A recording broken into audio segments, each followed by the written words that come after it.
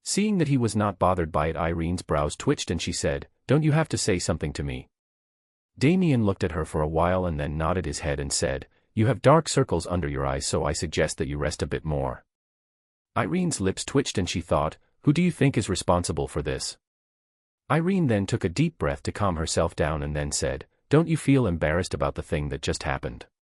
Damien didn't look at Irene and said, "Not really. I mean, I was still wearing something on that covered my privates. Also, me freaking out would just make things more worse." Irene, hearing that, looked at him with a confused expression and said, "But still, yo." But before she could continue, Damien looked at her with a smile and then said, "If you are so concerned about me feeling embarrassed, then why don't you take responsibility for it and promise to marry me?" Which made Irene immediately silent while a blush appeared on Gisa's face.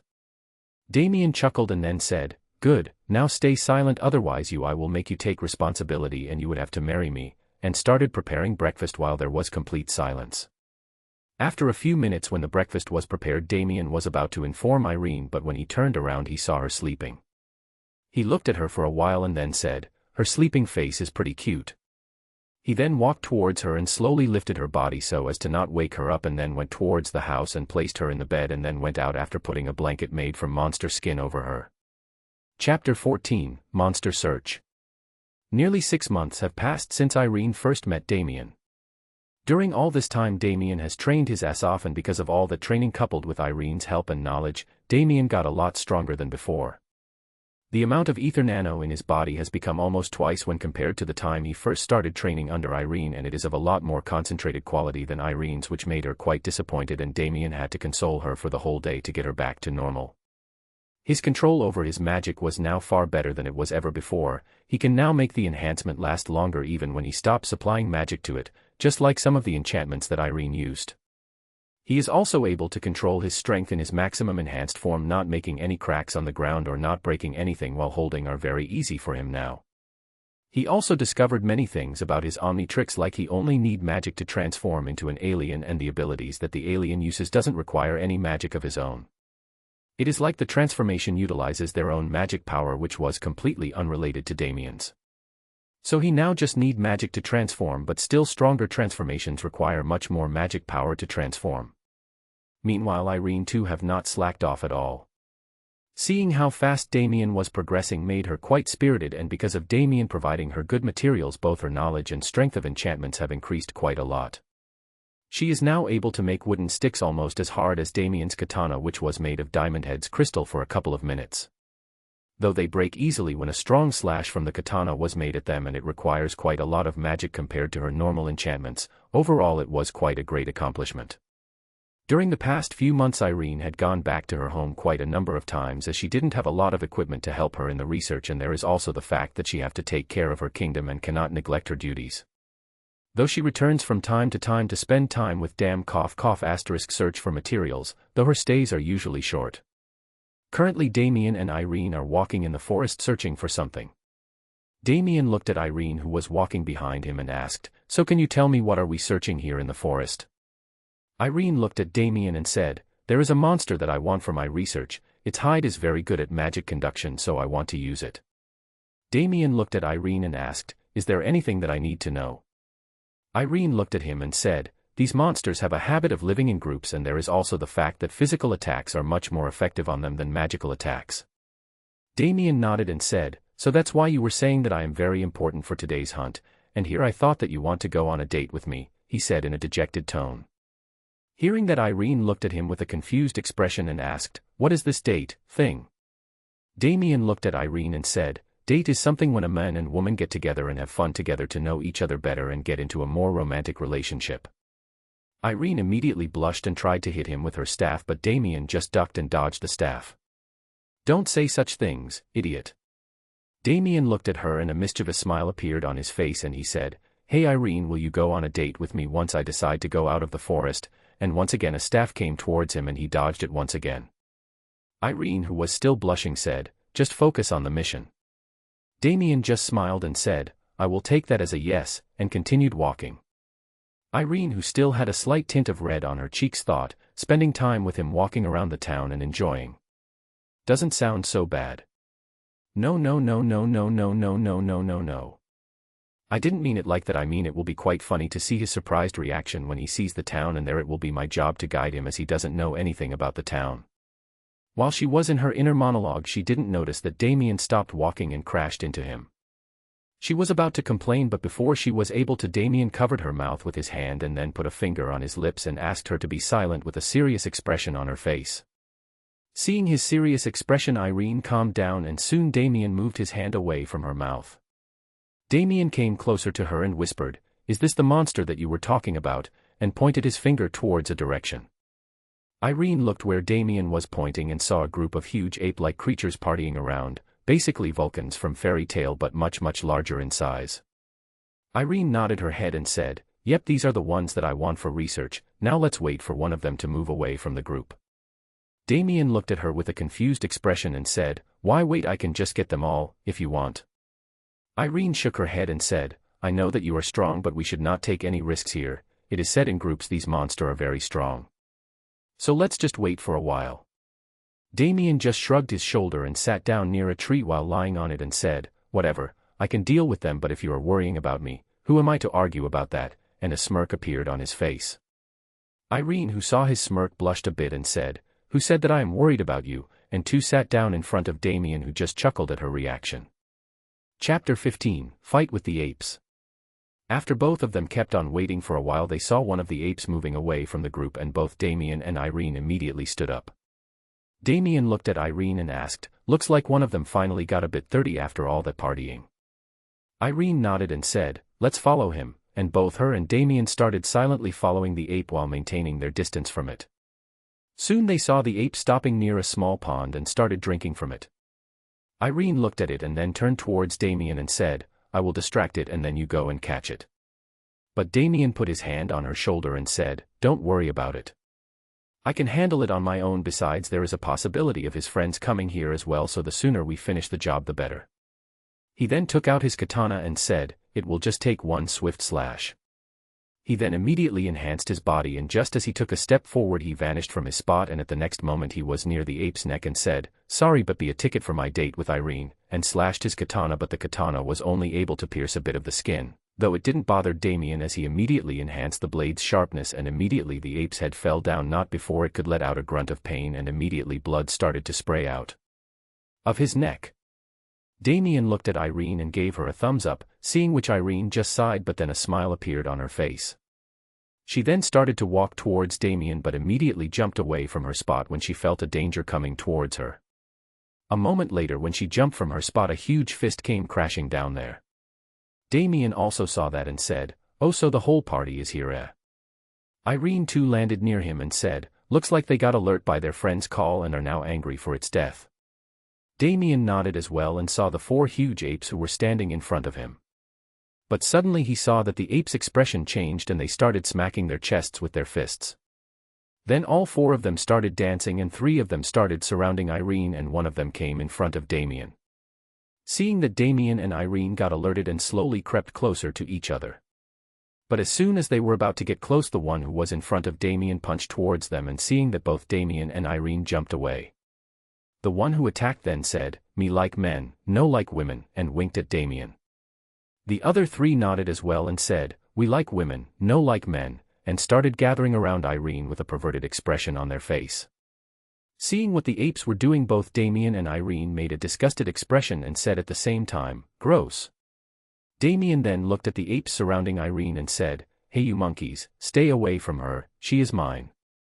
Hearing that, both the female ape and Irene reacted with a frown and a blush respectively. Irene looked at Damien and said, "Hey, what are you talking about?" Damien looked at Irene and said, "Keep quiet, Irene, they are crossing the line by sexually targeting you. They need to die." Suddenly the female ape smacked her fist on the ground, causing a powerful shockwave pass through the ground, and said, "I better woman." Damien snorted and said, "There is no way that you are better than Irene, just look at her beautiful face and glossy red hair. Not mention her curves. She is better than you in every aspect," and then him and male apes nodded their heads in approval. Hearing him praising her, Irene was getting flustered from embarrassment while the female ape was fuming with rage. She looked at Irene with a hateful glare and then looked at the apes surrounding her and said, "You stop, man, I beat woman." The male apes immediately got scared because of her glare and immediately nodded their heads even though they were reluctant. The female ape then jumped in front of Irene, making her snap out and look at the ape in front of her who was looking at her with a hateful glare. The female ale then said, "I better woman," and punched towards Irene, who immediately dodged her attack. Seeing that Irene was attacked by the ape, Damien immediately rushed towards Irene, but his path was immediately blocked by the 3 male apes. Damien narrowed his eyes and said, "Move aside." One of the ape then grinned and said, "Red hair, my woman." Hearing that, Damien immediately enhanced his body and jumped towards the one who said that and tried to punch it, but suddenly he saw an attack coming from both his sides. Since he was in the air, there was no way to dodge the attack, so he did the only thing that he could. He opened his arms wide, enhanced his body to the maximum and stopped both the fists that were coming towards him, though it was very difficult for him, and now he understood why Irene was taking precaution against it. The third ape, who previously mocked Damien, smirked and said, "Me like woman," and punched Damien, who looked completely unguarded. Damien, who saw the fist coming towards him, moved his legs up to protect himself and blocked the hit with his legs, but was immediately thrown away and crashed through some trees. Just at the same time, Irene too was thrown away by the female ape's punch, though she didn't, went crashing through the trees. Seeing the condition of Damien and Irene, both groups of apes looked at each other and said at the same time, "No killman/woman. We make love." Both the groups of apes then looked at each other for a while and then nodded their heads and started walking towards their respective targets. But suddenly all the apes and the creature who were nearby felt huge amount of magic, which made all of them stopped. Both Damien and Irene stood up from the ground with huge amount of pressure coming from them, and both said at the same time, "Now you have done it, there is no way that I will let you do him, her." Irene then started to form many strong enchantments to buff up her body and strengthen her magic, while Damien raised his wrist and said, "Looks like I will be using it against these fuckers," and rotated the dial on the Omnitrix, and after turning it for a while smashed it. Suddenly a blue light covered Damien, making everyone look at him with a surprised face. Soon the light died down and a creature who was taller than Damien with a completely red body and 4 arms instead attached to its head appeared in front of them. The creature then smacked its fists together and said, "Oh yeah, baby, let's kick some monkey butt," and then jumped high in the air, making a crater in the ground, and punched the ape which mocked him earlier in the face, making it fly away, but Damien was sure that he was dead as he heard a cracking sound when he punched the ape. Seeing the ape, which was easily blown away by a single punch from Damien, made all those standing nearby completely jaw-dropped. Irene looked at the 4-handed creature and asked, "Damien, is that you?"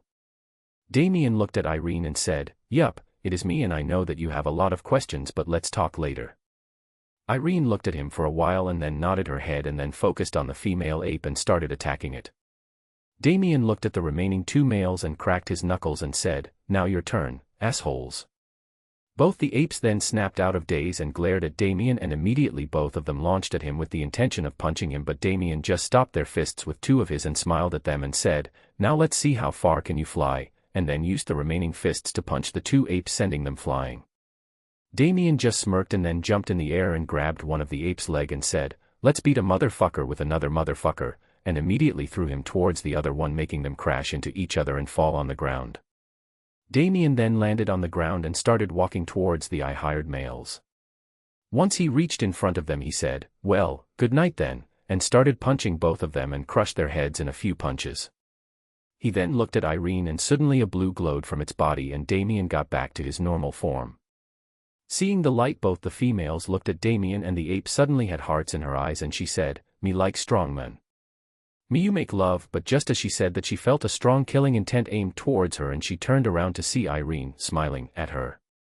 Irene then made a huge magic circle and immediately a large red-colored ray of magic was fired out of it, which engulfed the whole ape.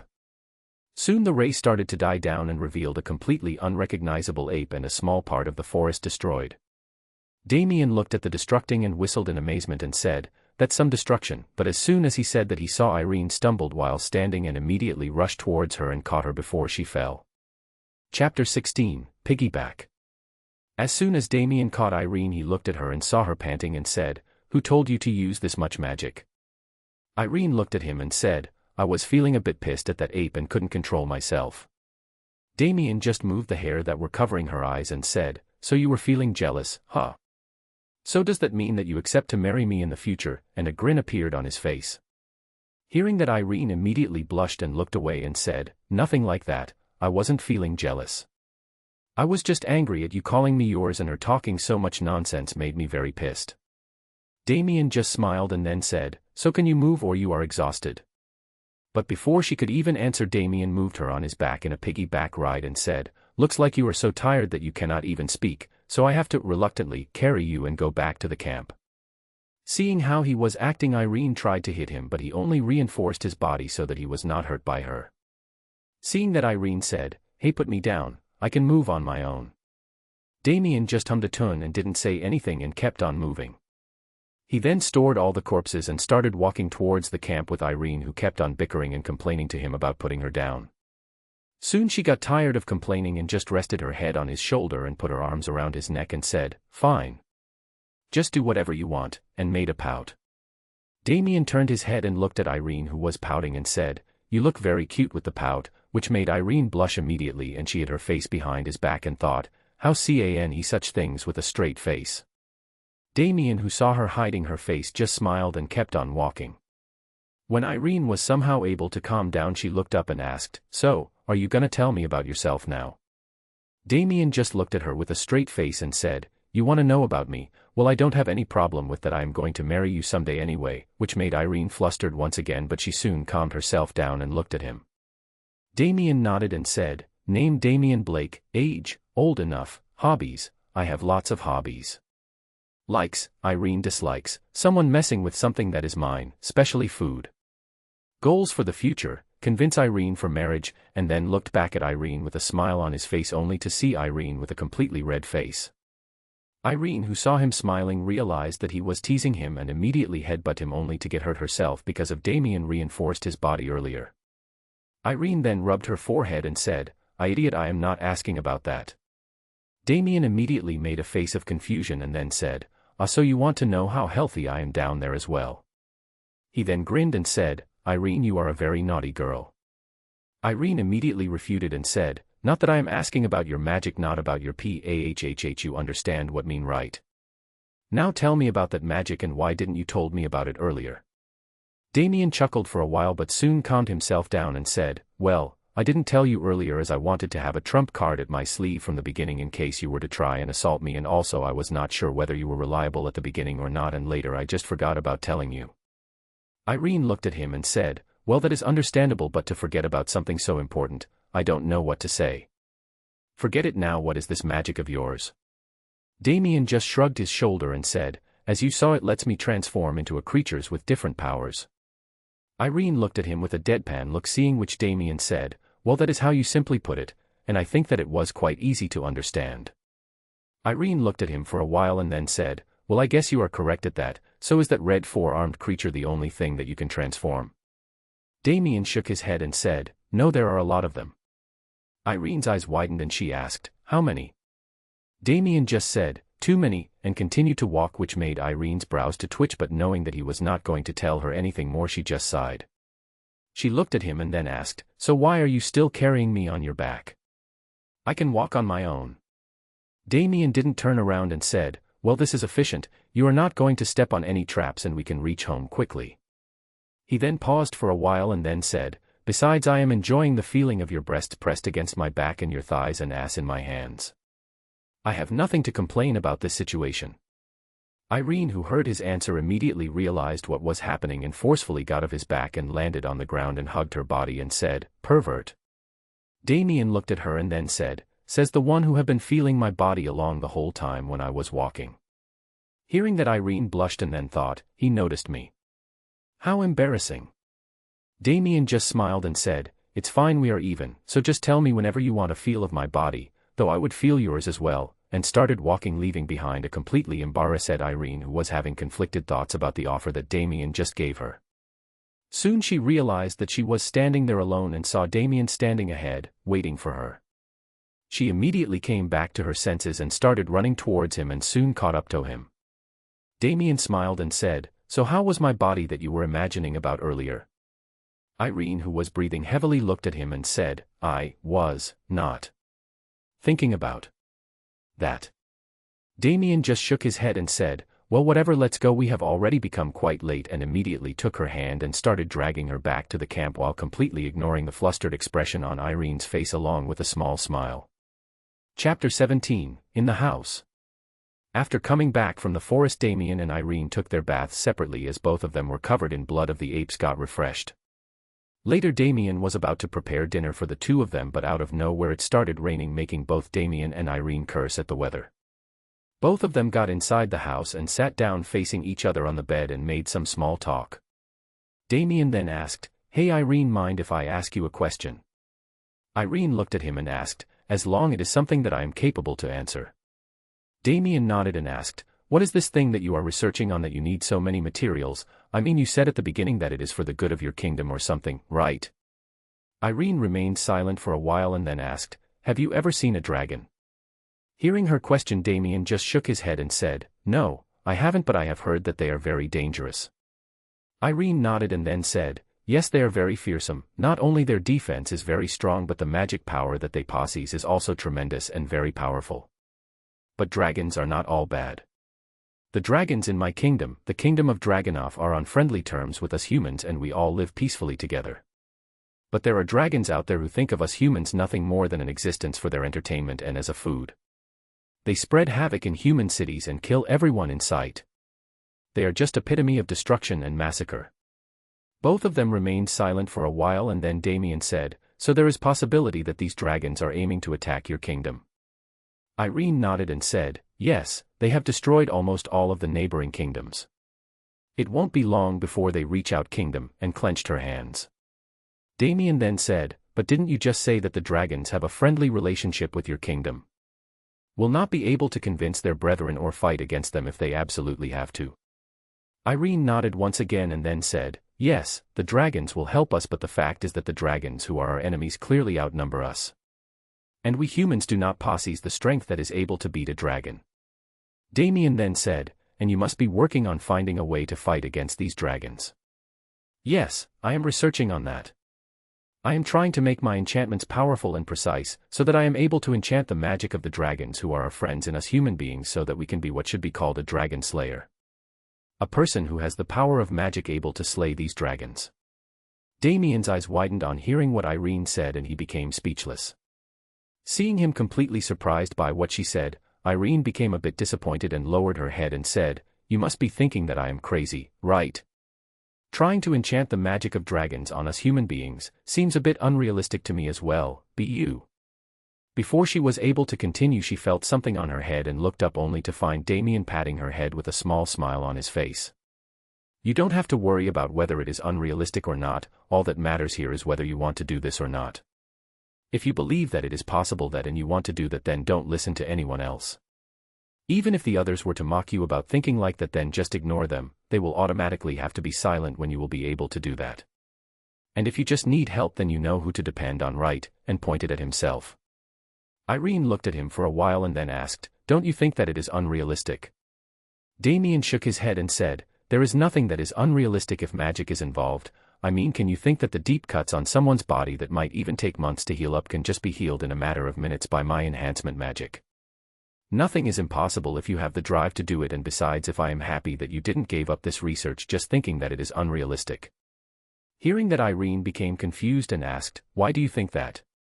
Damien just smiled and held her hand and said, "Because if you were to just give up, then you would have never come to this forest, right? It was because of this that I was able to meet you." Irene immediately had a slight blush on her cheeks, but on the eye side she was completely flustered. She then immediately tried to calm herself down and then said, "I'm not doing this to meet you." But Damien just kept on smiling and then said, "Then I think that it must be fate that we met each other, don't you think?" Irene's blush deepened and she didn't say anything. Seeing that, Damien chuckled and said, "But keeping all this aside, I truly believe that you will be successful in completing those enchantments, and I will help you in providing you with all the materials that you want, so don't worry about anything and just keep on doing your best." Irene was about to say something, but suddenly a growl came from her stomach which made Damien chuckle while Irene just got embarrassed. Damien then said, "Let's eat something, though it might not be something freshly cooked as it is still raining outside." Irene didn't say anything and just nodded her head. Damien, who saw her nodding her sheepishly, just smiled. Irene, Irene, Irene. Irene immediately got alerted and looked at Damien with a confused look on her face.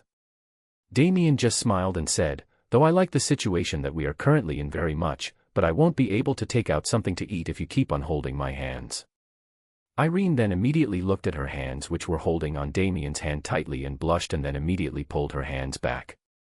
Damien just stood up and said, "Well, if you want we can hold our hands together later," and went to an empty side of the house to take out a table and some food which he had prepared for emergency.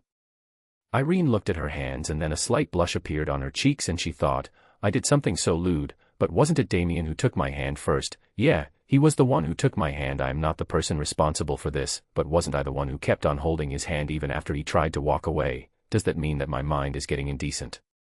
She then heard what Damien said and looked at him and then thought, whoa, what should I do? He thinks that I want to do something so indecent with him. He must be thinking that I am a pervert.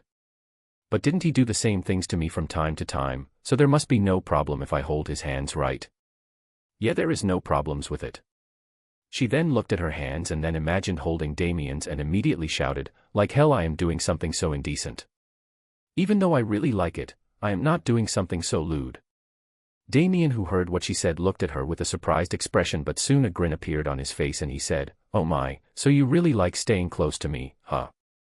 Irene then realized what she just did and steam started to come out of her head, and she immediately hid herself in a blanket which was there on the bed. Seeing that Damien just laughed, and after teasing her a bit more, he dropped the matter down as he got worried that Irene may even start crying. Once Irene was calmed down, both of them had their food, and the Damien said, "Since it is raining outside, I will be in here. You don't have a problem with this, right?" Irene didn't think too much and said, "Yeah, no problem." Damien nodded and said, "Well, let's sleep then, I am very tired," and then lied on the left side of the bed. It was at this moment that Irene realized that she was in deep shit. She looked at Damien, who was lying on the bed, and then said, "Don't try to do something funny," and lied on the bed as well, though she was very flustered by sleeping on the same bed as Damien. Damien just turned around and said, "Oh, I will not try, but you are free to do something naughty if you want, I won't mind." Irene blushed and immediately turned her head away and said, "I am not going to do anything like that." Damien just chuckled for a while and then pulled up the blanket and drifted off to sleep, completely ignorant about a certain redhead who was having questionable thoughts in her mind. Chapter 18, Confession. The next morning when Damien woke up, he felt his arm was a bit numb. He tried to move it, but it was of no avail, so finally giving up, he reluctantly opened his eyes and rubbed. Then for a while, after thinking that he was now fine, he turned his head to the side to check on his arm. When he turned around, he got completely surprised and was left speechless. A familiar redhead was sleeping peacefully while using his arm as a pillow, which was the reason why his arm was feeling numb. Damien looked at Irene, who was sleeping peacefully for a while, and then a smile appeared on his face. "She is very cute. I seriously want to hug her and cuddle with her, but I know that she will surely be pissed with me if I do that." He then moved his other hand to caress her head, but after caressing her head for a while, he saw her eyes twitching, which alerted him. Soon Irene opened her eyes and Damien looked at her with a smile on his face. Damien was about to explain the situation to her, but before he could say anything, Irene hugged him tightly and got on top of him, which made his body completely stiff in confusion. He could feel the soft sensation of her breasts on his chest, and her breathing near his ear, which made him feel slightly ticklish, was there as well. In simple words, Damien was in complete bliss. But being the gentleman he was, he didn't try to take advantage of her and was about to ask Irene for the reasons behind her actions. But suddenly Irene stood up and looked at him, with their faces being close to each other, and because of the closeness between their faces, Damien could tell that she was still half asleep. Irene then said, "Yet again, you appeared in my dream." But Damien didn't reply her and remained completely silent and let her do what she was doing. "So still you are going to play like that, huh?" She then came even closer to him and said, Why you really like to do this indecent stuff," and moved her face to the side and kissed him on the cheek, where made Damien's mind completely blank. But soon he came back to reality when he heard Irene mumble, "Too like to do this, snore with you, snore as well." Damien, who heard Irene, thought, "Does she have a dream about me from time to time? And she kissed me on the cheeks in her dreams, fuck. My dream self is getting ahead of me. But wait, doesn't it mean that she likes me?" He then felt soft breathing coming from Irene's mouth, and he thought that she fell asleep. So, to not make the morning more troublesome for both of them, he decided to leave. He then slowly turned her body and freed his hand and tried to move away, but for someone Irene's eyes opened a bit and she saw Damien trying to stand up from the bed. She then tried to move her hand and grab Damien's, but the fact that she was still half asleep didn't help her to grab Damien's hand, but still it touched his. Feeling that something hit his hand, Damien stopped and looked at Irene and saw her still half asleep, but this time she had a wrinkled face. Damien immediately got panicked and was about to ask what happened to her, but suddenly Irene said, "You promised to not leave my side." Hearing that, Damien looked at her for a while and then a soft smile appeared on his face and he held Irene's hand and said, "Yeah, I promise." Irene, who was still asleep when felt her hand being grabbed, smiled a bit and said, "I love you, Mion." Snore snore asterisk, and suddenly went back to sleep once again with a peaceful smile on his face. But Damien was left completely speechless by her sudden confession and thought, did 3 just got confessed. He then looked at Irene for a while and then suddenly a panicked expression appeared on his face and he immediately started shaking Irene and said, "Oh, Irene. Wake up. You cannot sleep at such an important moment. Just wake up. My life depends on it. Irene. Just wake up for God's sake," and started shaking her vigorously. Irene, who was shaken very badly by Damien, slowly opened her eyes, but the fact that she was still a bit sleepy, though not as much as she was just some moments ago, was evident from her eyes. Seeing that she was awake, Damien stopped shaking her and looked at her intently. Irene rubbed her eyes and said, "What happened yawn did we get attacked or what?" Damien immediately grabbed her shoulder, making Irene wide awake in surprise, and looked directly at Damien, who looked back at her. Irene, who saw him looking intently at her, had a light blush on her cheeks and thought, "What happened? Why is he holding me like this and is starting at me?" Damien squeezed her shoulders a bit and then said, "Just now you said that you love me. Was it true?" Irene, who heard him, had a deep blush on her face and thought, Whoa, how can he say something like that? I mean, it is indeed true that I love him, but there is no way that he could have guessed, right? More importantly, he said that I confessed to him, but when did I?" Suddenly she remembered her half-asleep talks from just a while ago, and her blush started to get redder and redder to the point that her face was almost matching with her hair and steam was coming out of her head. She then thought, does that mean that all the things that said just now were real and not a dream? Then, does that mean that had I kissed him? Uea. I cannot believe that I did something so indecent to him when he awake. I thought that I was doing it with the Damien that comes in my dreams like I used to. No, even if it is my dreams it is still indecent, but I feel good doing that, and isn't it is natural to have good dreams? Stop thinking like that. It sounds like I am making excuses to do indecent things with him. She then looked at Damien, who was looking at her intently, and thought, anyway, then problem right in front of me is whether I accept that I love him or should I say that I don't, and it was just a misunderstanding. While Irene was still thinking, she suddenly felt the grip on her shoulders to loosen and then noticed that Damien had a disappointed expression on his face. Damien then said, "Forget it, looks like I jumped on conclusions on my own. You don't have to think up for an excuse to not hurt my feelings. I understand that you still don't have any Roman." But before he could continue, Irene placed her finger on his lips and said with her body trembling, mumbling *er. Damien looked at her with a confused expression on his face and asked, "What? I can't hear you." Irene looked up with her eyes completely widened and said, "Don't speak anything further." In a soft voice. She then lowered her head once again and said, "It is true, what you heard was true." She then looked up and said, Damien 3 love you a lot," and immediately went completely red and is her face behind her hands. She kept on hiding her face with her hand, but even after waiting for a while, when she heard no answer from Damien, she peeked at him from between her hands and saw Damien completely motionless. She frowned on seeing that and was about to complain, but suddenly, as if someone blew life into Damien's body, his face brightened up and a smile appeared on his face. He then removed her hands from her face and held them while looking directly at her and said with a smile on his face, "Can you repeat it once again?" Hearing that Irene wanted to complain, but seeing the smile on his face, she looked at her side and said, 3 love you, with a very low voice, but Damien still heard her. His expression became even more blissful and he said, "Once again." Irene looked at him with an angry expression and then said, "Fo, you want me to die from embarrassment? I am not saying it again. If you don't like me, just say so. Don't keep pushy." Before she could speak further, Damien blocked her lips with his and kissed her for a while, making Irene blush intensely. Soon Damien separated from her and said, "This is how you should have said it." He then paused for a while and then said, "I love you, Irene." Irene blushed a bit but still gathered all her courage and moved forward and kissed Damien as well. Seeing that Damien smiled and kissed Irene back, making her melt in the kiss. Soon Irene separated from Damien and said, "I love you too, Damien." Damien smiled at her and hugged her, making Irene shriek out an "eep," but soon she hugged him back with a happy smile on her face. Irene then thought, "Finally, I confess to him. I am so happy right now that I cannot tell, but I have to tell him about me being the queen soon. Will he reject me if he change if he see to know that I am the queen? I don't want that. I don't want him to change. I want to be with him just like we have been till now." Having those thoughts in her mind, Irene unconsciously squeezed Damien a bit, and seeing that Damien got a bit concerned about her and thought that she was feeling awkward. He then thought of an idea and then in his usual tone said, "By the way, Irene." Hearing that, Irene snapped out of her thoughts and then said, "Why yeah." Damien then said, "Did you always kiss me in your dreams? Looks like my dream self is quite ahead of me."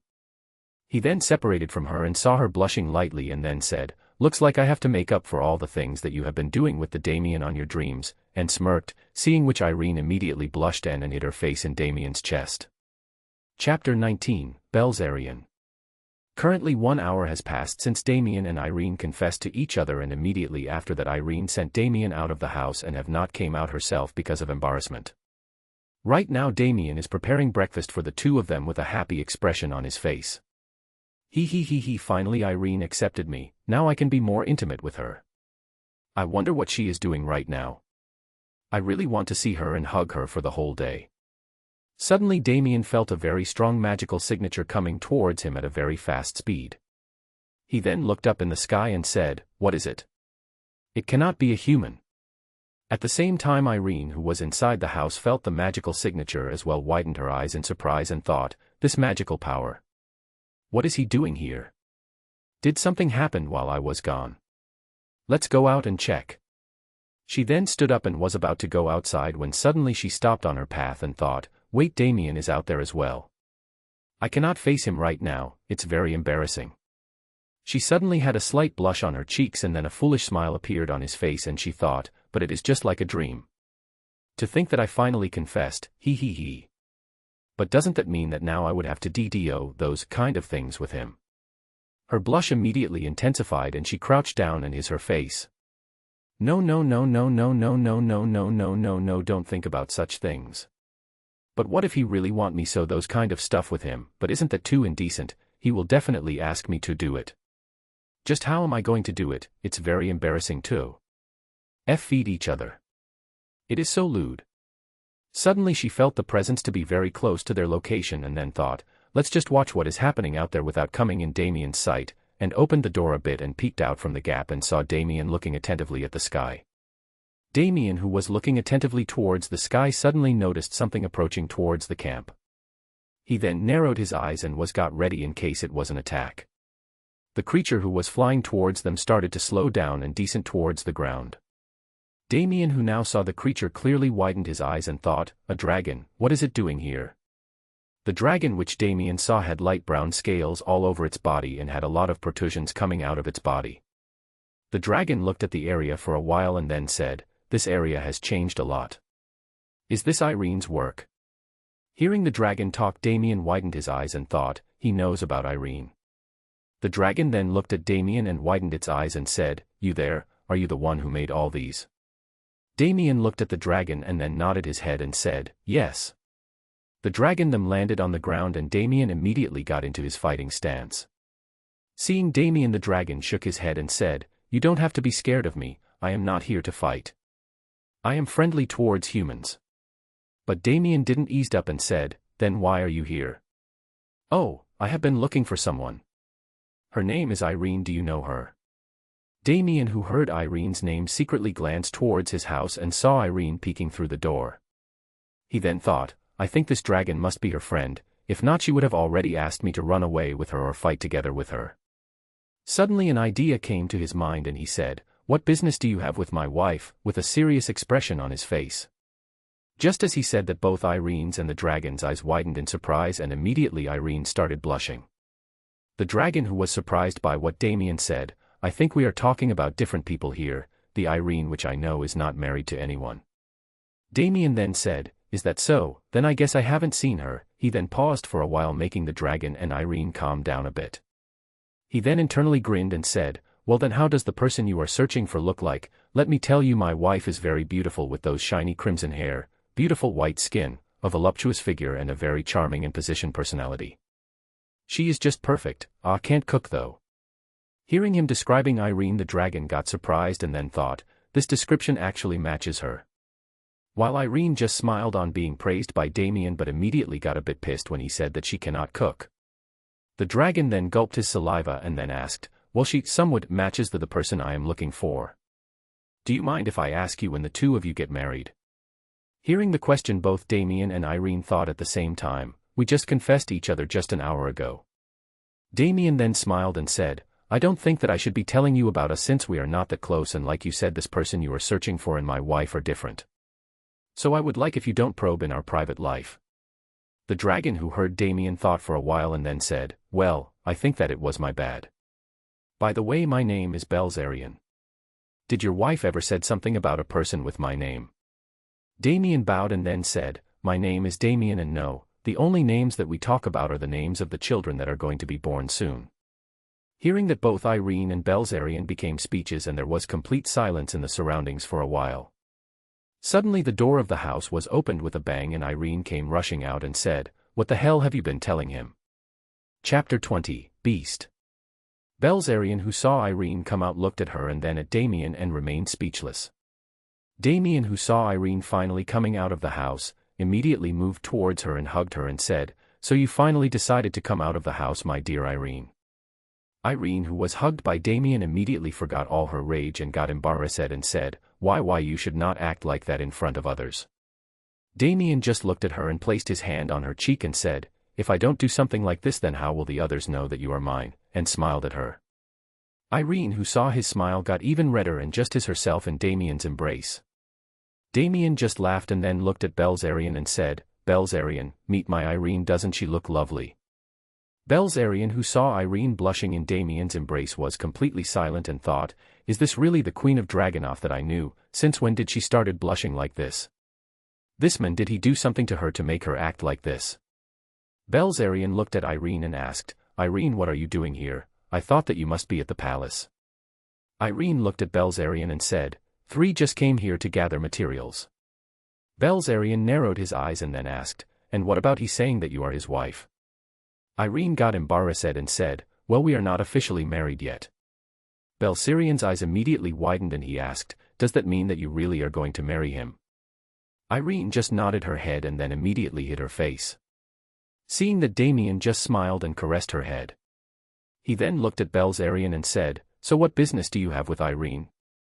Hearing that, Irene looked at Belzerian as well and then separated from Damien and asked with a serious expression on her face, yes, what happened for you to come all this way?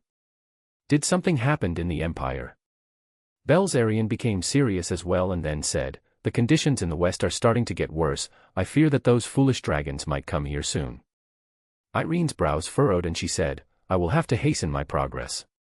Belzerian then said, also there are a lot of things that have been happening in the kingdom, I fear that you will have to come back immediately. Hearing the news, Irene became a bit sad and looked at Damien. Damien, who saw her expression, sighed and said, looks like it is time for me to leave the forest, heh? Irene's eyes immediately widened and she asked in surprise, then do you mean that you are going to come with me? Damien looked at Irene as if she was an idiot and said, of course, I will come. Didn't I promise that I will never leave your side? Also I might as well help you back there in your work, court mage Irene-sama. Just as Damien said that, Belzerian's eyes widened and he thought, so she haven't told him that she is the queen. Damien then stretched his body and looked at Belzerian and said, will it be alright if we go back tomorrow? Packing up will take some time. Belzerian looked at Damien and said, I don't mind, but just one day, that's all. Damien nodded and then took out his katana and said, looks like we are not going to come back here for a while. He then enhanced his body to the maximum and said, might as well collect some good quality materials for my expenses and Irene's research, and launched off from his spot and rushed towards the forest. Once he was gone, Belzerian looked at Irene and asked, are you really going to marry him? Irene looked at Belzerian and said, yeah, I will. I love him. Belzerian sighed and said, you do know that it will make a lot of people in the kingdom angry if you marry a commoner. Irene smiled and said, don't underestimate him, Belzerian, he is a beast. Belzerian looked at Irene with a dumbfounded expression and said, who the hell is asking how he is in bed? Irene looked at Belzerian with a confused expression, but soon she realized what he meant and said, pervert, I am saying that he is very strong. Belzerian then said, oh that, sorry. But still, no matter how strong he is, people will still raise their fingers at him. Irene smiled and then said, we will see when that happens, I have a feeling that he will adapt easily. So don't worry. Also, you don't know about his strength, even I who have been living with him for all this time, don't know his full capacity. Belzerian shrugged his shoulders and said, whatever, it doesn't matter to me, I will serve you no matter what, so believe that you will have my support. But to think that the small red-haired brat who kept clinging to me when she was little. I feel a bit sad. Irene looked at him with a frown and said, I am not a brat anymore. Belzerian nodded his head and said, yeah, now you are at the stage when you are going to have your own children, and smirked with his teeth fully visible. Irene immediately blushed and said, we are still not there yet. Belzerian laughed out loud, and then after calming down he asked, so when are you going to tell him your true identity, Miss Court Mage? Irene sighed on hearing that and said, I really want to, but I'm scared that he will start treating me differently just like the other people in the castle. Belzerian looked at Irene for a while and then moved one of his feet and patted her head and said, don't think about such things. If he loves you, then he will not do something that will make you sad. Irene looked at Belzerian with a surprised expression for a while and then with a smile on her face nodded her head. A few minutes later Damien came back with his whole body covered in different kinds of fluids. Belzerian looked at Damien and said, what happened, empty-handed, and smirked, trying to embarrass him. But Damien just ignored him and looked at Irene and said, choose whichever ones you want for the experiment, and then took out all the monsters that he killed from his storage and placed them on the ground. Seeing the pile of monsters which easily towered Belzerian left both Irene and Belzerian completely speechless. Damien put his katana back and said, I am going to take a bath, and left the other two. Belzerian, who soon came out of his shock, kept looking at the pile and then said, Irene. Irene too kept looking at the pile and said, yes. Belzerian then said, he is a beast. Chapter 21, Belzerian's Challenge. After Damien came out from the bath he changed his clothes and then looked towards Irene and Belzerian and saw them segregating the corpses. Damien walked towards them and then asked, done selecting?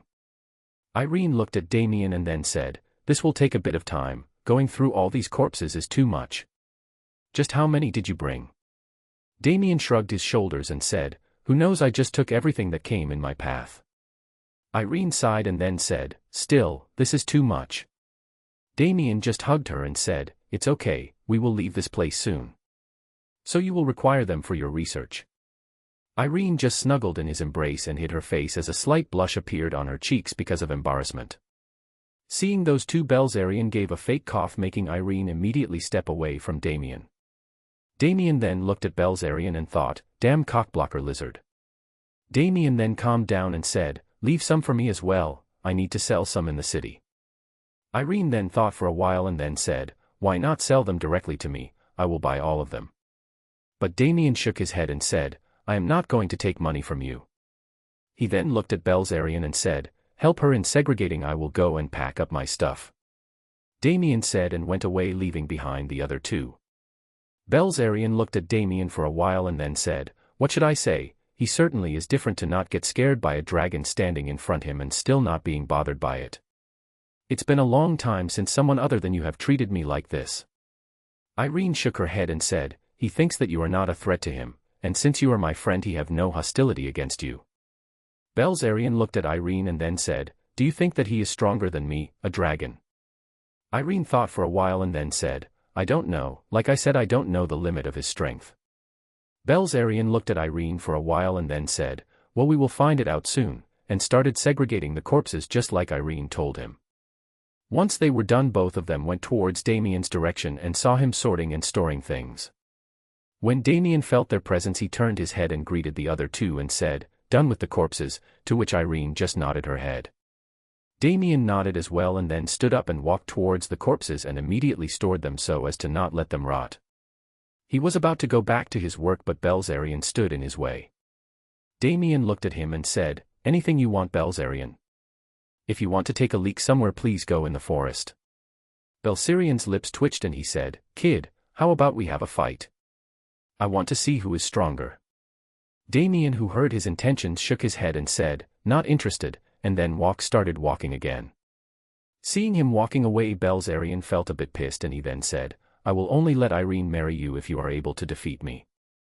Hearing that, both Damien and Irene looked at Belzerian, with Irene having a surprised expression and Damien having a neutral look on his face. Irene then said, hey Belzerian, don't decide such things on your own. Belzerian looked at Irene and then said, don't interfere, Irene, I have to check whether he can protect you or not. He then thought, besides, if he is not strong, I don't think that he would be able to stand beside you. He needs to be strong so that no one dares to oppose him after he marries Irene. Damien looked at him for a while and then said, do you seriously want to do this? Belzerian didn't took long and said, yes, so don't be a coward and fight me. Damien sighed and then said, fine, but after I win I want you to owe me a favor. Belzerian heard his words properly and then narrowed his eyes and said, didn't you mean that if you win? Damien smirked and said, nah, you heard me correct, I will definitely win. Belzerian then said, overconfidence is not good, brat. Damien yawned and said, whatever, so you agree to owe me a favor. Belzerian looked at Damien for a while, trying to assess him, but seeing that he have no ill intentions, he nodded his head and said, fine, I will owe you a favor. Damien smiled and said, good. Now, time to kick some dragon ass. He then rotated the dial of his Omnitrix and kept on rotating it for a hole till he found the one he was looking for. Damien looked at Belzerian and said, so let's begin, and smashed the dial of the Omnitrix, and immediately his body got enveloped in blue light. Seeing the light, Belzerian narrowed his eyes, but soon it got blinding and he closed them. When the light started to die down, Belzerian and Irene slowly opened their eyes and were completely shocked. In front of them was a brown humanoid lizard-like creature which looked almost as tall as Belzerian. The creature then grinned and said, so shall we begin now? Chapter 22, I don't want to blood. Belzerian and Irene looked at the creature in front of them for a while when suddenly Irene asked, is that one of your transformations as well, Damien? The creature turned his head and looked at Irene and said, yup. He then turned towards Belzerian and asked, so you coming or you are scared now? Hearing that, Belzerian snorted and said, huh, just becoming bigger doesn't mean that you are stronger than me, and if it does then I am still bigger than you. Damien just stared at Belzerian for a while and suddenly flashed a grin and his body started to get bigger. Seeing the creature getting bigger and bigger in front of them, both Irene and Belzerian were completely shocked and were looking at him with widened eyes. Damien continued to get on bigger and bigger for a while, but soon he reached the maximum size. He looked down on the now tiny Belzerian and said, so shall I take a step forward, and raised his leg, which easily shadowed Belzerian's figure. Belzerian looked at the giant in front of him and gulped his saliva. But once he saw the giant lifting its leg above him, he immediately took the chance and flew in the air. Seeing the dragon trying to fly away, Damien immediately put his leg back down, which caused a shock wave pass through the ground, because of which Irene fell down. Damien then moved his hand and grabbed Belzerian. Seeing that he was caught, Belzerian started to struggle around trying to free himself, but all his effort was in vain as Damien had already got a pretty tight hold on the dragon's body. Damien brought the dragon closer to his face and said, so are you giving up? Belzerian glared at Damien and said, never, and opened his mouth to fire a blast of magical energy towards Damien. Seeing the blast coming towards him, Damien immediately tilted his head to avoid the blast, but in the time that he did so, Belzerian freed one of his legs and pierced his claws deep in Damien's hands, making him shriek out in pain, which loosened up the grip on Belzerian and he got free. Damien rubbed his hand, but immediately a lot of energy magical orbs were fired at him, and seeing them he moved his hands to shield his body. Seeing him go on the defensive, Belzerian increased the pace of his attacks while moving around the giant in circles. Damien, who noticed that the attacks were not going to stop any time soon, opened his hand wide and then swung them around, and though it didn't hit Belzerian, the attacks were certainly stopped by it, and the gust formed by his arms pushed Belzerian back. Taking advantage of this opportunity, Damien clenched his fist and punched Belzerian, which successfully connected to him and made him go down crashing in the ground. Belzerian, who was now stuck in the ground, was somehow able to muster up his strength to come out of the ground, but still coughed up a bit of blood from his mouth. Damien looked at Belzerian and with narrowed eyes and said, I guess we should stop here, or else suffer from a serious injury. Belzerian then stared at Damien for a while, but soon he felt one of his legs going numb and thought, all it took was one punch. He then closed his eyes and said, I think that you are right, and slowly sat down on the ground. Seeing that Belzerian had no intention to attack, Damien's body covered in blue light, and a moment later he was back in his human form. He then walked towards the injured dragon but soon saw Irene coming towards him. He then stopped in his path and waited for her, but as soon as she did she moved her hand and bonked his head, making Damien face wrinkle in pain. Hey, what was that for? Irene folded her hand and said, can't you hold back a bit? Was it necessary for you to hurt Belzerian this much? Damien looked at Irene with an agitated expression on his face and grabbed her shoulders, making her flinch, and then said, of course it was important. If the condition is to marry you, then I am ready to take on anything. Irene, who heard his answer, blushed and immediately looked away. Seeing her like that, Damien immediately hugged her and whispered in her ear, you look very cute like that, Irene.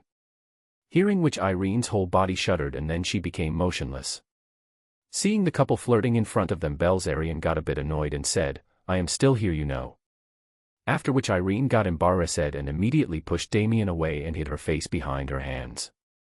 Damien looked at Belzerian with an annoyed expression and then took out his katana and said with a cold expression on his face, you know, Belzerian, I was always curious how would a dragon taste like, and slowly started walking towards him. Seeing that dark Damien coming towards him, Belzerian felt a shiver run down his spine, but still being a dragon and having a lot of experience, he remained calm. Damien then stabbed his katana in his shoulder, but the sword just couldn't penetrate the scales of the dragon, but still Belzerian got surprised and looked at Damien with a shocked expression on his face and said, you really stabbed me? Damien just smiled at him and said, I just saw a snake and tried to kill him, looks like I was just imagining things. Seeing that smile on Damien's face, Belzerian paled a bit and thought, this man is dangerous. Damien, who contributed to smile, then asked, oh, are there any injuries that you have? Belzerian looked at Damien with suspicion for a while and then said, my left leg is a bit injured. Damien, who clearly noticed his intention, smiled and said, so your left leg is a bit injured, then this means this one must be fine, right? And used half of his enhanced strength and punched Belzerian's right leg. Ah! Hearing his scream, Irene, who was covering her face because of embarrassment, looked towards them and asked, what happened? Before Belzerian could say something, Damien looked at her and said, nothing, he just twisted his leg a bit, right, Belzerian, and whispered in a low voice, you know, I am curious whether you have the scales covering your rear hole, and raised his katana and wiped its blade with a smile on his face. Belzerian, who heard about Damien's curiosity, shuddered and with a wry smile on his face said, why yeah, it twisted pretty badly, and then thought, I am never pissing off this guy. I don't want to shit blood every morning. Chapter 23, I am sorry. After the fight, Damien was then made to help heal Belzerian by enhancing his regeneration, and that surely made Damien very pissed. Hey, aren't you dragons supposed to be tough? Why the hell are you this injured? It was just one punch. Hearing that, Belzerian's eyes twitched and he glared at Damien and said, one punch you say? That punch of yours was enough to kill a weak dragon. And even those weak dragons could easily destroy a platoon of normal soldiers. Damien looked at him with a deadpan expression and said, how is it my fault that you dragons are weak? Hearing that, both Irene and Belzerian looked at him with an expression which said, you are the anomaly here. Seeing their gazes, Damien said, I know that I am handsome, but you don't have to stare at me. He then looked at Irene and said, oh. But I don't mind if you want to look, want me to take off my shirt or something, and a smirk appeared on his face. Seeing his smirk, Irene immediately blushed and stood up from her place and said, to be an idiot, and then walked towards the house. Seeing her walk back, Damien chuckled, but then his attention was grabbed by Belzerian. Belzerian looked at the chuckling Damien and then said, it seems like you do like her a lot.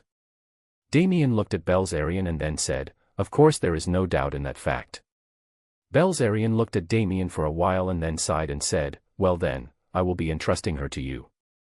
Make sure to treat her well. Damien just smiled and said, thank you, but just so you know that even if you have not accepted, I still would have taken Irene. Belzerian then looked at him with an amused expression and said, oh, even if Irene herself was reluctant to that. Damien then shook his head and said, nah, I am a gentleman, I would never force someone to be in a relationship with me. Belzerian nodded his head and said, Looks like you are not as bad as I thought you would be. Well, nothing less expected from the man that Irene chose. She is the Queen of Dragonov for nothing." But just as he said that, both Damien and Belzerian became stiff for a while, and Belzerian immediately started sweating and slowly turned his head to look at Damien. Damien looked at Belzerian with a smile on his friend and said, "My dear friend Belzerian, would you care to repeat what you just said?" Belzerian, who saw his smile, started panicking but still showed a calm expression on his face and said, "Oh, I was saying that how you were such a good match for Irene," but just as he said that, he felt a lot of killing intent aimed at him, and he immediately gulped his saliva when he saw Damien looking at him with a cold expression on his face. Damien then enhanced his body and then took the horn on Belzerian's nose in his hand and said, "I am not joking here, Belzerian," and pulled his head closer to him and said, "So I would expect that you don't joke with me as well."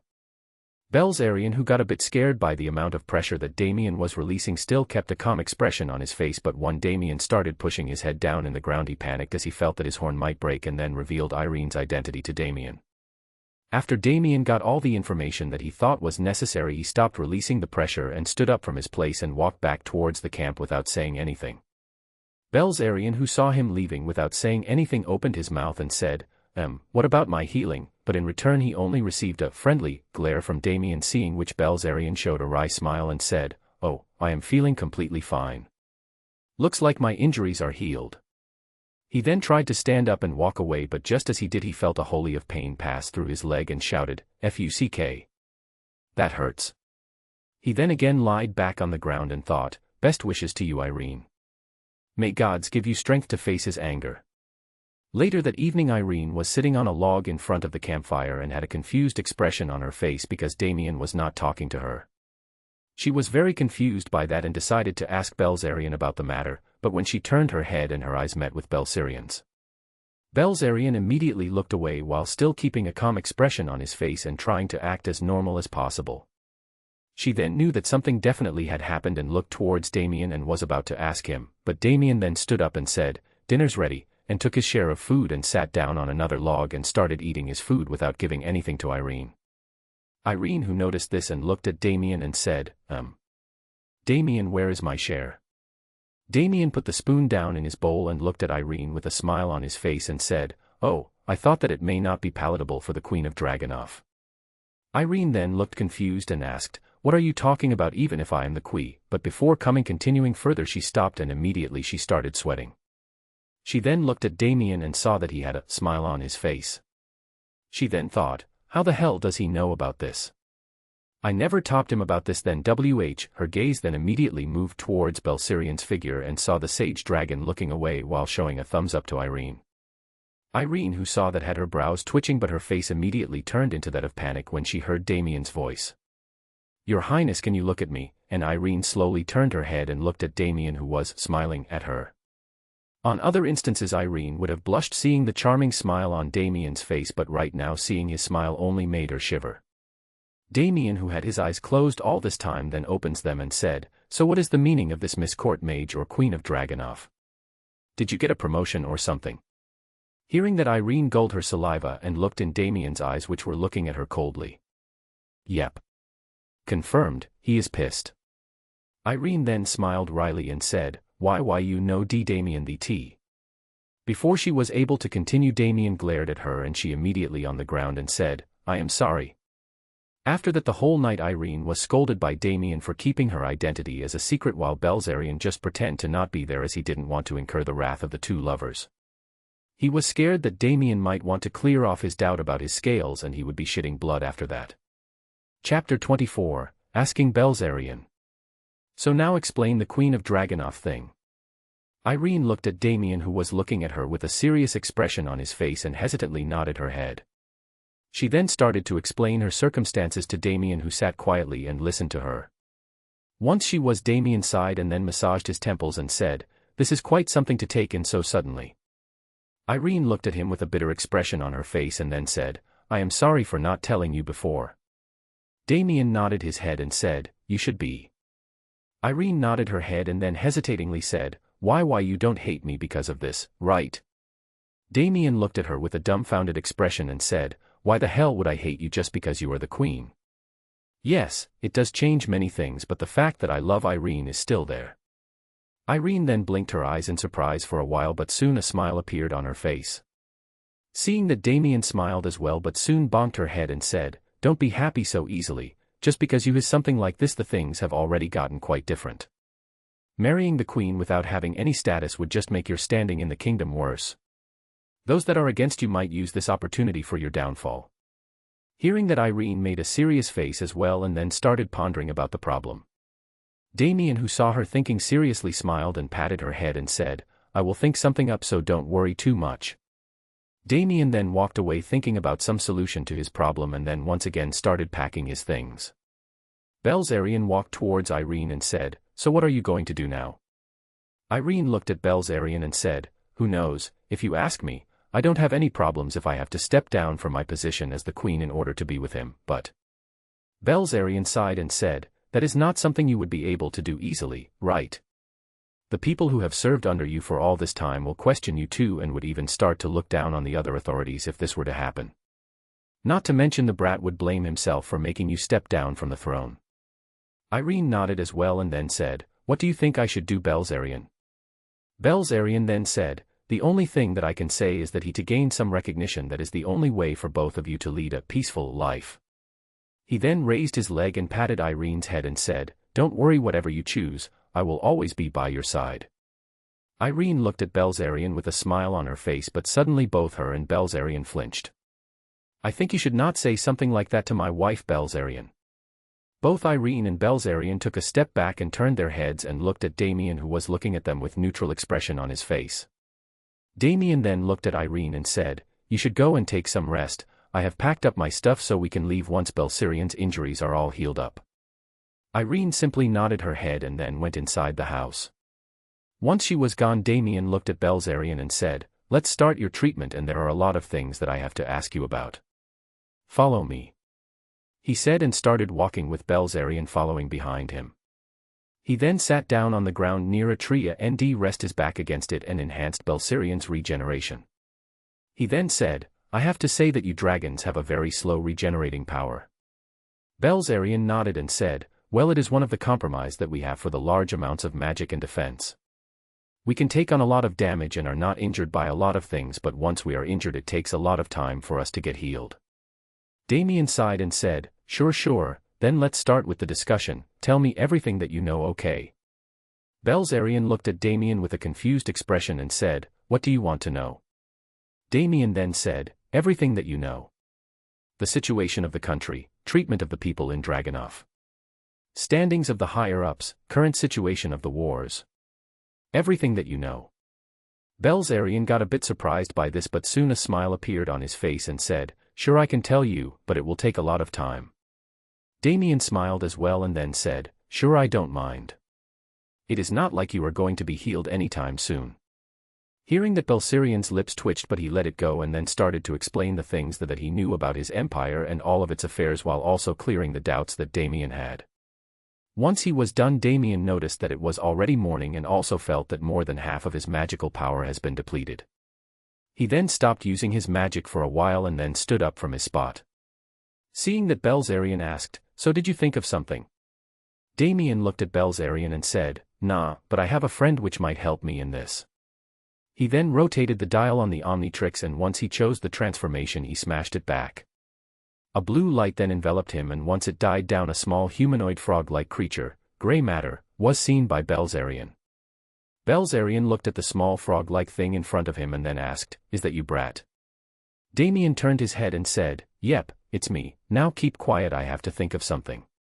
Seeing him, Belzerian smirked and said, "You know, in this form I can easily squash you." Damien looked at Belzerian and then walked towards him. He then enhanced his body and punched Belzerian's horn with all his might. Belzerian, who received a strong hit on his horn, stood up and said, "Hey, I was just joking, why take it so seriously?" But Damien, who was just opening and closing his fist, said, "So, if I use my enhancements, even this form can cause considerable damage. But the efficiency is quite low, I have to enhance my body to the maximum to cause that much pain to him." Damien then looked at Belzerian and said, "Oh, sorry about that, just checking my theory there." He then sat down on Belzerian's head and the started thinking of many things that might help him and started processing the things that Belzerian told him. Chapter 25, Possessive. After Damien was done thinking of all the possible scenarios that might happen, he transformed back to his human form. Belzerian, who felt the sudden release of magic, opened his eyes and looked towards Damien and said, "So did you come up with something?" But Damien didn't respond to his question and remained standing with a serious expression for a while. Soon he turned back to his normal mood and looked back at Belzerian and said, "Well, let's continue your treatment. We have to leave today, right?" and started healing Belzerian once again, even though his magical reservoirs has been depleted a lot. Later in the morning, Irene woke up and came out only to find Damien completely covered in sweat and breathing heavily. She immediately rushed towards him and said, "What happened? Why is your condition like this?" Damien looked at Irene with a small smile and said, "This is because the dragon here is still not healed yet," and slowly he collapsed only for Irene to catch him. Irene then looked at Belzerian and said, "Hey, you should be already healed enough. Why did you make him treat you till that extent?" And suddenly a lot of killing intent was aimed at Belzerian. Belzerian immediately shook his head and said, "It's not my fault. I already told him that it was enough, but he said that it will serve as a good exercise to test his limits." Damien as well, who was in Irene's embrace, looked at Irene and said, "Yeah, Irene, it was me who told him that it will be good training. Anyway, since you are up, let's go." Irene looked at Damien for a while and then sighed and said, "Whatever will I do with you? Idiot, don't push yourself like this." She then turned her head towards Belzerian, who, understanding what she wanted, moved her paw forward and took both Irene and Damien in his hand and placed them in his back and said, "Well, look at this place for one last time. Most probably you both will not be able to come back for a long time." Both Irene and Damien then looked at the home that they made in the forest, and suddenly Damien released a sigh. Irene, who was holding his body, looked at him and asked, "What happened? Feeling down?" Damien just nodded his head and said in a sad tone, "I wanted to have our first time in that house, but it looks like it is not possible for now," and immediately Irene blushed hearing that. Damien then looked at Irene with a smirk and said, "Oh, what might be Her Highness be thinking that made her blush like this?" Irene then immediately let go of his body and hid her face behind her hands and said, "Belzerian, I think we are getting late." Belzerian, who heard her, nodded his head and said, Yeah, I don't want to stay back just because someone couple starts to get in heat," and took off from the ground. While in the air, Damien, who was looking around the surroundings, was very excited seeing the scenery around him, but suddenly his body was pulled by Irene and he immediately crashed on his back. Damien then opened his eyes and looked around only to find himself lying in Irene's lap. Irene, who saw him looking around, said, "You must be tired because of magic deficiency. So I thought that you might want to rest for a while." Damien then looked at Irene's face and saw that she was blushing intensely. Irene, who saw him staring at her, said, "What, you don't want to lie down like this?" and made a hurt expression. Seeing that, Damien unconsciously moved his hand on his chest and gripped it tightly and thought, "How can she be this cute?" Damien then took a deep breath and said, "I am not lifting my head from here from now on," and snuggled in her lap and held her waist tightly, making Irene completely flustered. Irene then said, Hey, what are you doing?" But Damien, whose eyes were covered by the shadow of Irene's chest, just said, "This shade is awesome." Irene then moved her body so that she could sit comfortably, made her breasts jiggle a bit, and then Damien said, "Yeah, this shade is just heavenly." He then said, "Irene, don't mind me. If you feel uncomfortable, just sit comfortably. Your comfort is very important for me." Irene just looked at Damien with a smile and then stroked her hair and said, "Just sleep for a while. You haven't slept the whole night, right?" Damien, who saw Irene smiling beautifully at him, widened his eyes and moved his hands and cupped her cheeks. Seeing that, Irene was confused, but then Damien pulled her face closer and kissed her, making her completely surprised and blush, but soon she started kissing him back and then both of them started making out, completely ignoring the dragon. Whi had a troubled expression on his face. "I totally want to tell them that I am still here, but I know that Damien will surely kill me." Belzerian just sighed and in a low voice said, "Just don't start the real thing on my back." After few minutes of intense make-out, both Irene and Damien separated from each other, both breathing heavily and Irene having a flushed face. She then said, "Now I think that you should surely sleep." But Damien shook his head and sat up and pulled him in his embrace and said, "I am fine, you don't have to worry, rather this will relax me more," and pulled her a bit closer to him, and even though there was a slight blush on her cheeks, she still smiled at him. Damien then patted the dragon scale and thought, Good, looks like Belzerian understands. If he were to interrupt me again I would have surely smashed him in the ground. Later that day when the sun was out to set, Damien asked, how much time would it take? Belzerian looked down to confirm the location and said, probably 4 hours more. It is better if we land in the city nearby the capital. We have to inform them of our arrival as well. The authorities must prepare beforehand for the reports that they have to give to the Queen.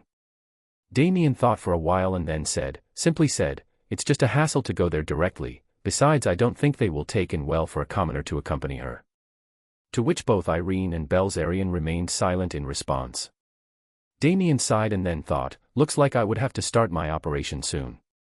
I don't really want to do this, but this is important if I want to be with her in the future. Soon Belzerian started descending and Damien saw a lot of dragons gathered near the ground along with the people spending time with them. Damien also noticed the castle that was visible from the height and looked a bit far away from their location and thought, so that's the place, huh?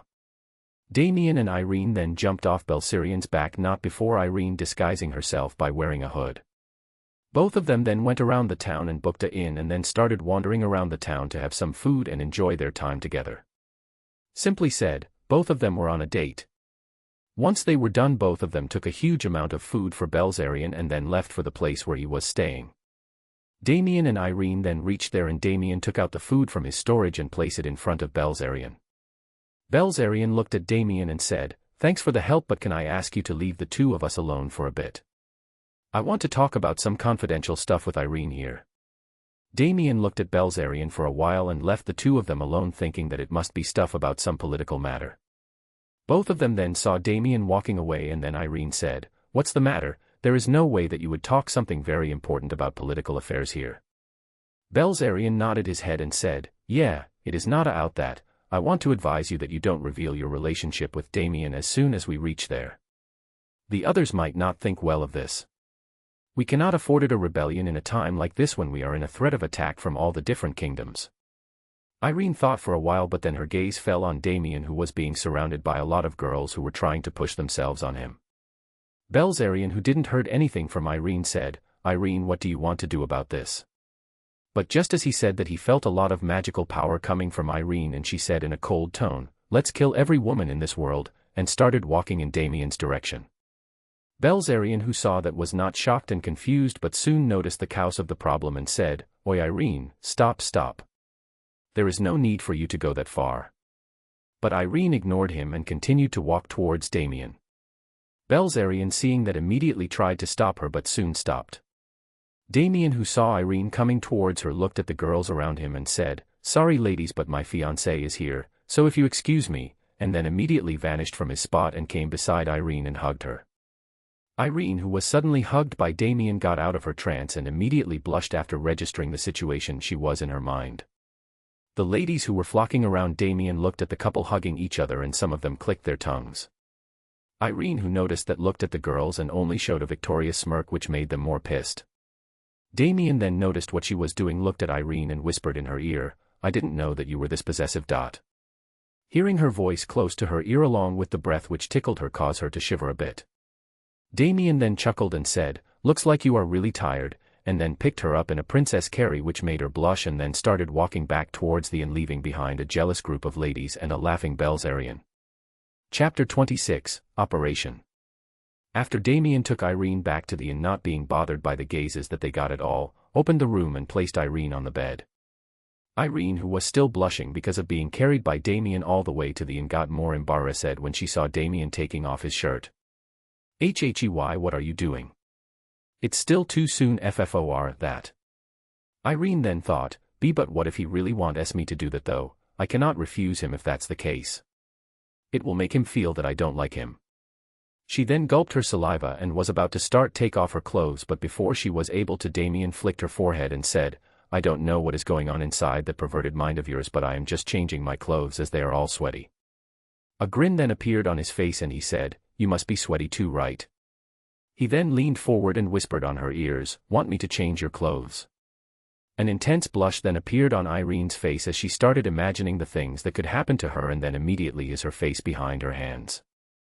Seeing her acting like that, Damien said, you really have a wild imagination, don't you? Irene then moved her hand a bit so that her face was a bit visible and then said in a low voice with some tears forming at the corner of her eyes, "Ddo, you hate that." Damien continued to stare at her face for a while and then thought, "Cute," and clutched his chest near his heart and took deep breaths in order to calm himself a bit. Irene, who saw him not responding, felt a bit troubled and then with a slightly dejected expression said, "Do you really don't like it?" Damien, who was once again attacked, was not able to control himself this time and immediately pushed Irene on the bed, making her voice out a surprised "eep" from her mouth. Damien, whose face was only a few centimeters away from Irene, stared directly in her eyes and said, "If you continue to act this cute then even I cannot restrain myself," and then moved his forward and placed his lips on Irene's, making her surprised by his sudden actions. Though she felt embarrassed at the beginning, she slowly started enjoying the kiss and then started to kiss him back. Damien, who noticed that, grinned a bit and then slightly tickled her neck, making her yelp out in surprise. Seeing the opportunity that he got, Damien immediately pushed his tongue in her mouth, making her surprised once again because she was not aware of what Damien was trying to do. But feeling more pleasure than before, she started to follow his lead and tried to do the same as him. After a few minutes, both of them separated from each other while breathing a bit heavily. Damien then stared at Irene for a while and then thought, "I want to eat her up, right now." But soon calmed himself down and thought, "I cannot do this, the thing that I have to do will make me look like a complete asshole if I did it." He then caressed Irene's cheek and said, "You can be pretty wild too, huh? Looks like our future nights will be a lot more fierce." Irene immediately blushed at that and turned towards her side and avoided Damien's amused gaze. Seeing that, Damien chuckled and laid by her side and hugged her from behind. He placed his head near Irene's ear and said, "Won't you face me, my beloved Irene? I want to see your lovely face," and started giving her pecks on her cheek and neck, making Irene very embarrassed by his actions. Seeing that Irene was not going to turn around anytime soon, Damien grinned and said, "Looks like you are quite stubborn, huh?" and placed his lips on her neck and kissed that spot a bit strongly, making Irene a bit surprised by his actions. Damien then moved back and looked at Irene's neck and with a satisfied expression on his face said, "Good, now I have marked you." Hearing that, Irene turned around with a confused expression on her face, seeing which Damien chuckled and said, "Looks like I can mark you a bit more," and started making some hickeys on her neck, which he only stopped doing once Irene realized what he was doing. "Hey, stop it, I have to show myself to the others tomorrow. How can I go like this?" Damien looked at her with a serious expression on his face and said, "You have to go like this to make them understand that you are already taken." Irene then retorted and said, "I cannot go like this, I have a certain image." Damien nodded and said, "Yeah, I know that you have an image, but I have to change that image a bit so that the others don't have expectations of getting close to you." Irene then said, "You don't need to do this, right? You know that even if someone were to get close to me, I wouldn't think anything special for them." Damien nodded and said, "I know, but I have to make sure something's on my end as well. You would not like if someone who were to get close to you mysteriously disappear," and a small smile appeared on his face. Seeing his smile, Irene understood what he was meaning to say and a small shiver run down her spine. Seeing her like that, Damien chuckled and said, "Don't worry, these marks will be covered by the scarf you usually wear. Only the people that might be helping you getting bathed or dressed will see them."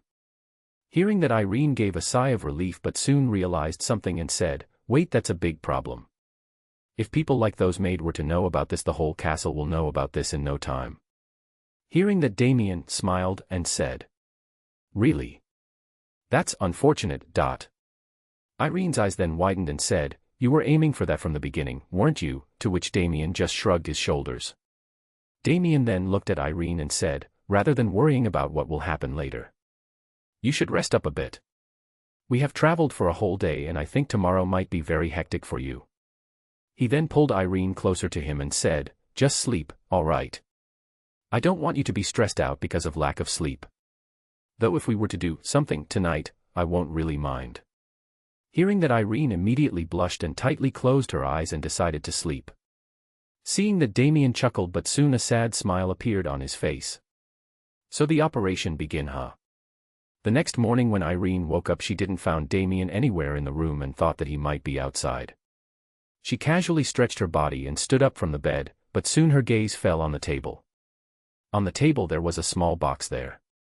Seeing which, Irene walked towards the table and opened it to find a necklace with a green crystal similar to the one that Damien's katana was made of. Seeing the necklace, a smile appeared on Irene's face, but then her gaze fell on a piece of paper that was present in the box. Irene looked at it curiously and after a while took it in her hand and started reading. After she was done reading the letter, Irene was left expressionless, and then after a while of total silence in the room she said, "So this was the thing that had been troubling him for a few days. Damn it, Damien, why the hell you have to leave without mentioning anything?" She then continued to curse him for a while and then after a while sighed and said, "Well, it is not like we will not meet again, right? He should be feeling lonely as well. Let's just trust him and let him do things his way. He could have at least told me about his plan." She then sighed and wore the necklace around her neck and caressed it with a small smile on her face. "I hope that you will come back soon."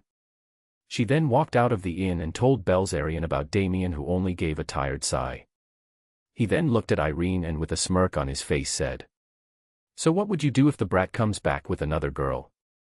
Irene looked at Belzarian and said, "I totally believe that he will not cheat on me, and let's just say that for some reason that he will do that. Foo, and smiled, making Belzarian sweat drop on seeing her queen like that.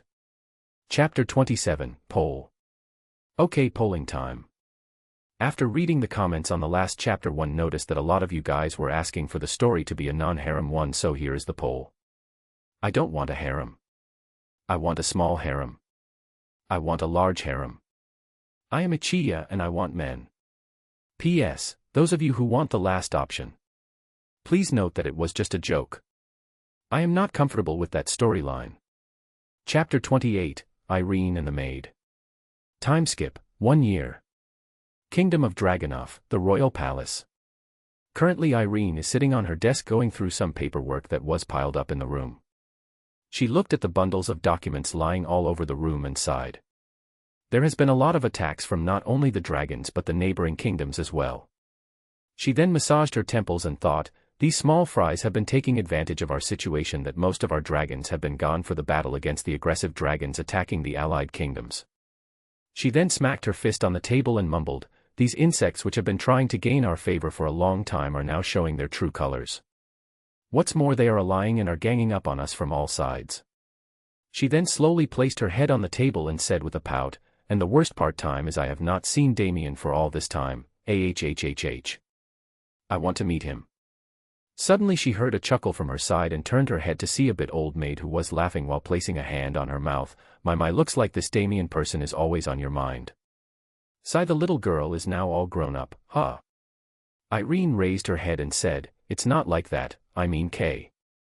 It has been a year since I last saw him. Anyone would be feeling lonely if you were to stay away from the person that you like for this long. Won't you feel the same, Zenison? The old maid, who was named Xena, just smiled and said, yeah, one is made to feel lonely in these circumstances, but we are talking about the brat who even denied the engagements from the most handsome princes and kings from different kingdoms here. You were only so busy with the kingdom all this time and showed no interest in males that you made this old woman so worried. I thought that you were interested in females and was even ready to sacrifice myself to take your first time as well. But all of a sudden this Damien boy comes in and you are only thinking about him. Sigh, I am a bit sad that my opportunity to take your virginity is stolen from me. Irene looked at Xena with a bit displeased expression and said, don't joke about such things, Zenison. I don't want to joke about these matters and I will only do it with him. Xena then placed her hand on her cheek and said, Era, such a bold declaration. But don't you think that he might have hung up with someone else? I mean, he have not visited you for a whole year. Irene then got up from her chair and motioned for Xena to follow her. Both of them then came near a closet and then Irene moved her hand towards it and opened it by deactivating the enchantment placed on it as a lock. Xena, seeing that, widened her eyes and said, you placed such a complex enchantments over it. Irene just smiled and said, of course it's an high enchanter's greatest treasure. It needs protection to that degree as well.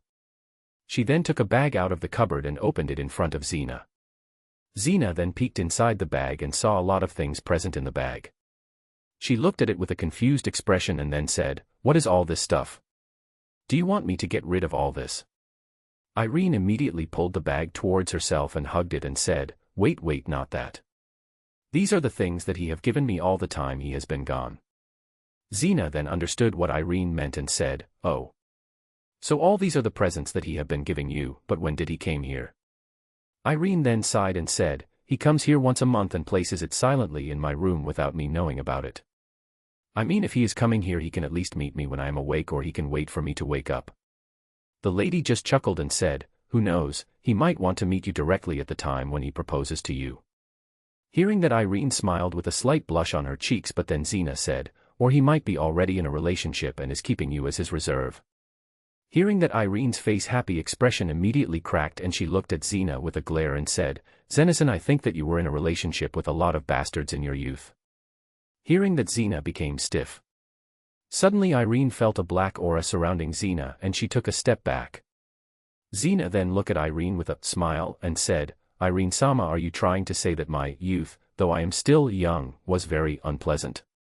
Irene had sweat rolling down her forehead and she thought, "Shit. She is pissed. She is even adding a sama after my name." Irene then laughed awkwardly and said, No, I didn't said that. I mean, you have been warning me so much, so I guess that you must have a lot of experience in these matters. But there is no problem with that, right? You are still young and you also have a loving husband. You don't have to worry about a fabulous future." Xena continued to look at Irene for a while and then gave out an annoyed sigh and said, "You should be grateful that you are the queen, if not you would be getting a lot of scolding from this little old maid."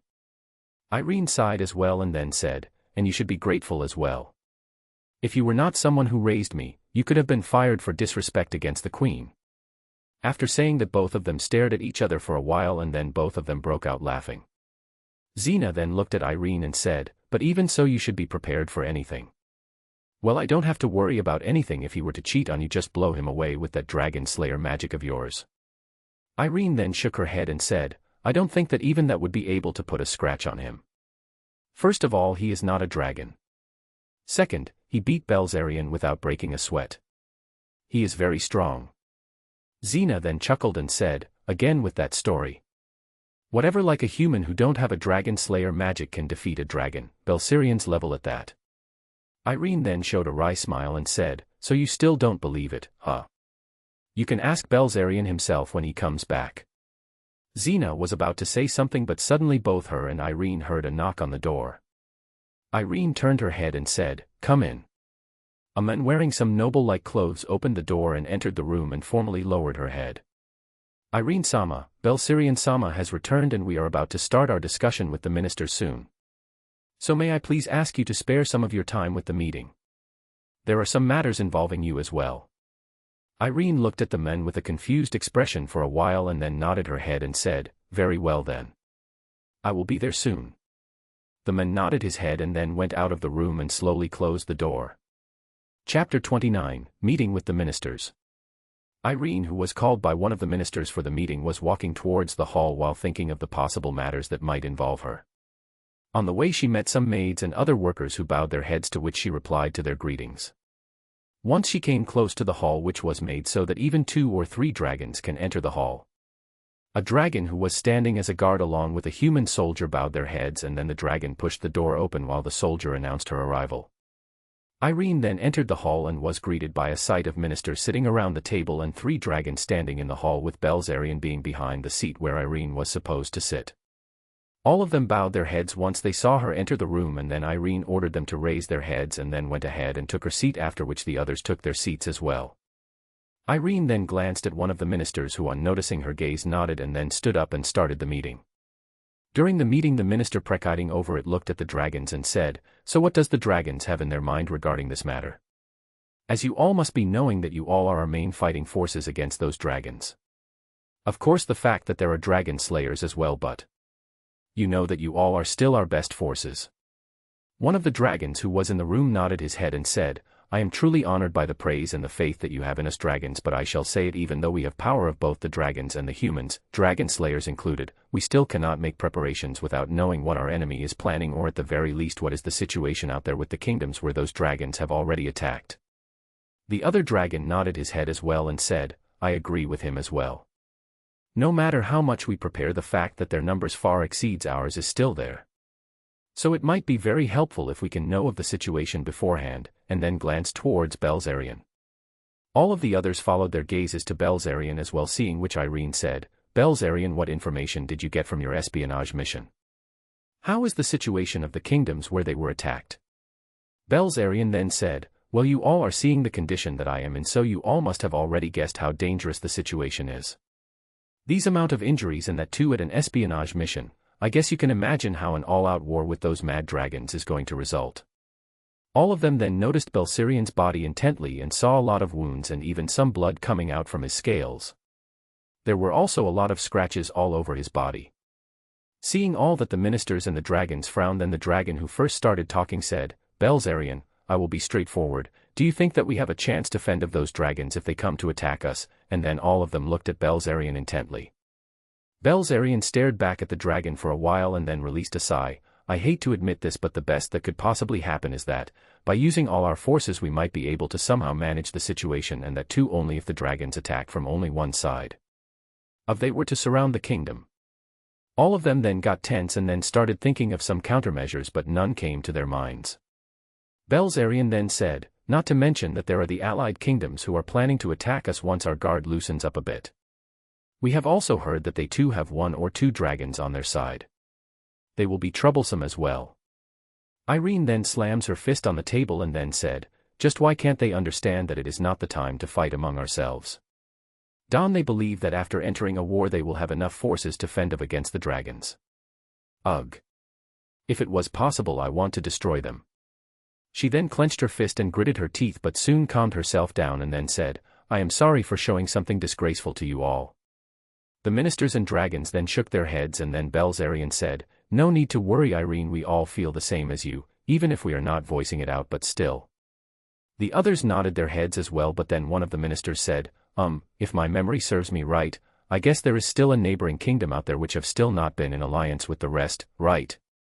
Why don't we form an alliance with them? I heard that they don't have the protection of dragons, but with just their military they were able to fend off the attacks of other kingdoms. The other ministers and even Irene then perked up and looked towards the minister who said that. Another minister then said, I think that the name of the kingdom was the Kingdom of Adrelia. I have even heard that despite being just normal soldiers, their army was able to take down a pair of dragons on their own, though there were casualties, but the fact that such a feat was possible, their army is strong. They have quite a few powerful mages as well. Why don't we try to form an alliance with them? Even if they cannot stand beside our own forces, at the very least they might be able to fend off those allied kingdoms. The others nodded their heads as well, and then one of them said, and if some of them were capable of becoming dragon slayers, then it will be in our favor as well. All of them then started discussing about a way to form an alliance with the Kingdom of Adrelia. Seeing that the minister that came to call Irene gave a fake cough to catch their attention and then said, I know that it is not a good time to say something like this, but last night a messenger from the Kingdom of Adrelia came and delivered a letter to us. Hearing that, all of them perked up, and the one of the minister said, ha ha ha, so they themselves are aiming for an alliance. Well, what can we say? Our kingdom is one where the other tries to gain a favor by any means necessary. Well, now we can act as a kind nation and take that kingdom on day. The minister was then interrupted by the minister who gave a feigned cough earlier. The said minister then said with a frown on his face, they are going to attack our kingdom by next week. And the whole room then got silent. Chapter 30, Are you going to send dragons?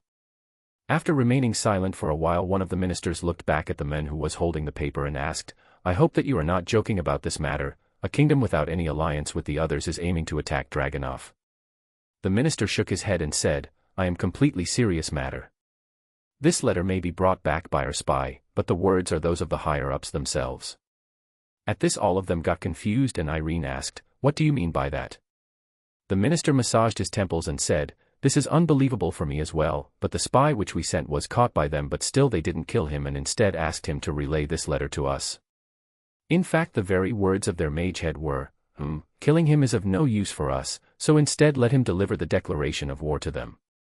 Besides, let's add the word for alliance as equals in it as well, because I don't think that they will regard as high enough to be their equals if we were to ask them, but right now the timing is very favorable for us. They won't be able to decline as without major loss, or so he said.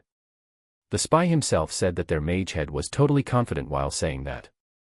At this all the members in the room got angry for being looked down upon and started shouting their complaints at the Kingdom of Adrelia and started ridiculing them. Only Irene and Belzarian were looking at all of them calmly, but when Irene thought that it had been enough, she raised her hand, making every one of them becoming silent. Irene then glanced at the minister who gave the news and asked, "You just said that they were aiming for being in an alliance with us as equals. Did they also mention any conditions that they have?" The minister nodded his head and said, "They want some part of our territory to be under their control and some monetary gains as well.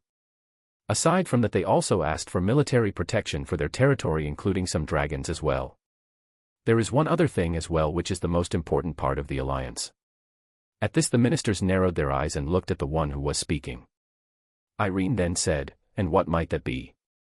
The minister then said, "That want to deepen the relationship between the two kingdoms so that there might not be unrest among the people of our kingdoms, and have asked for the queen's hand in marriage with one of the higher-ups of their kingdom. Of course, in return they will have promised to provide superior equipments for the soldiers and training them as well. They are even ready to share the healing potions that they have recently developed." Hearing that, Irene was immediately going to reject the alliance, but before she was able to do that, the ministers started discussing among themselves. From superior equipment, do they mean the ones that have been recently rumored to be manufactured in their kingdom? I have heard that they are quite durable and of very fine quality. Their swords are even able to make some cracks in dragon scales as well. Not to mention the armors they have are great as well. Of course, I am not saying that the ones that we have are bad, but simply their equipment is better without a doubt. And training method of the army, which is able to take down a couple of dragons on their own without the help of any dragon slayers, how fierce that might be for our soldiers, I wonder. Don't forget about the potions that they talked about. They only said about the healing ones, but if we are able to talk our way, we might be able to get out hands on other potions as well. This deal is not that bad in my view. Besides, if we are in an alliance, means that even if we give some part of our territory to them, we can still indirectly look over it. And I don't think that they are going to mistreat the citizens. The spies have said that their own kingdom is not like that. We can be assured that the citizens will not rebel against this. This deal is not bad at all. And it can be a start for us to have an alliance with the other kingdoms as well. In the time when the people who are starting to doubt to coexistence with the dragons because of the dragons who have been attacking the other kingdoms, an alliance with a human country might make them a bit assured about the coexistence, as the other countries themselves are trying to live with dragons. None of their conditions are harmful for us, well, except for the money part, but our kingdom is not lacking in that department. Suddenly all of them felt a huge pressure and all of them became silent, while Belzarian just face-clawed himself and thought, they forgot about the most important condition for the alliance.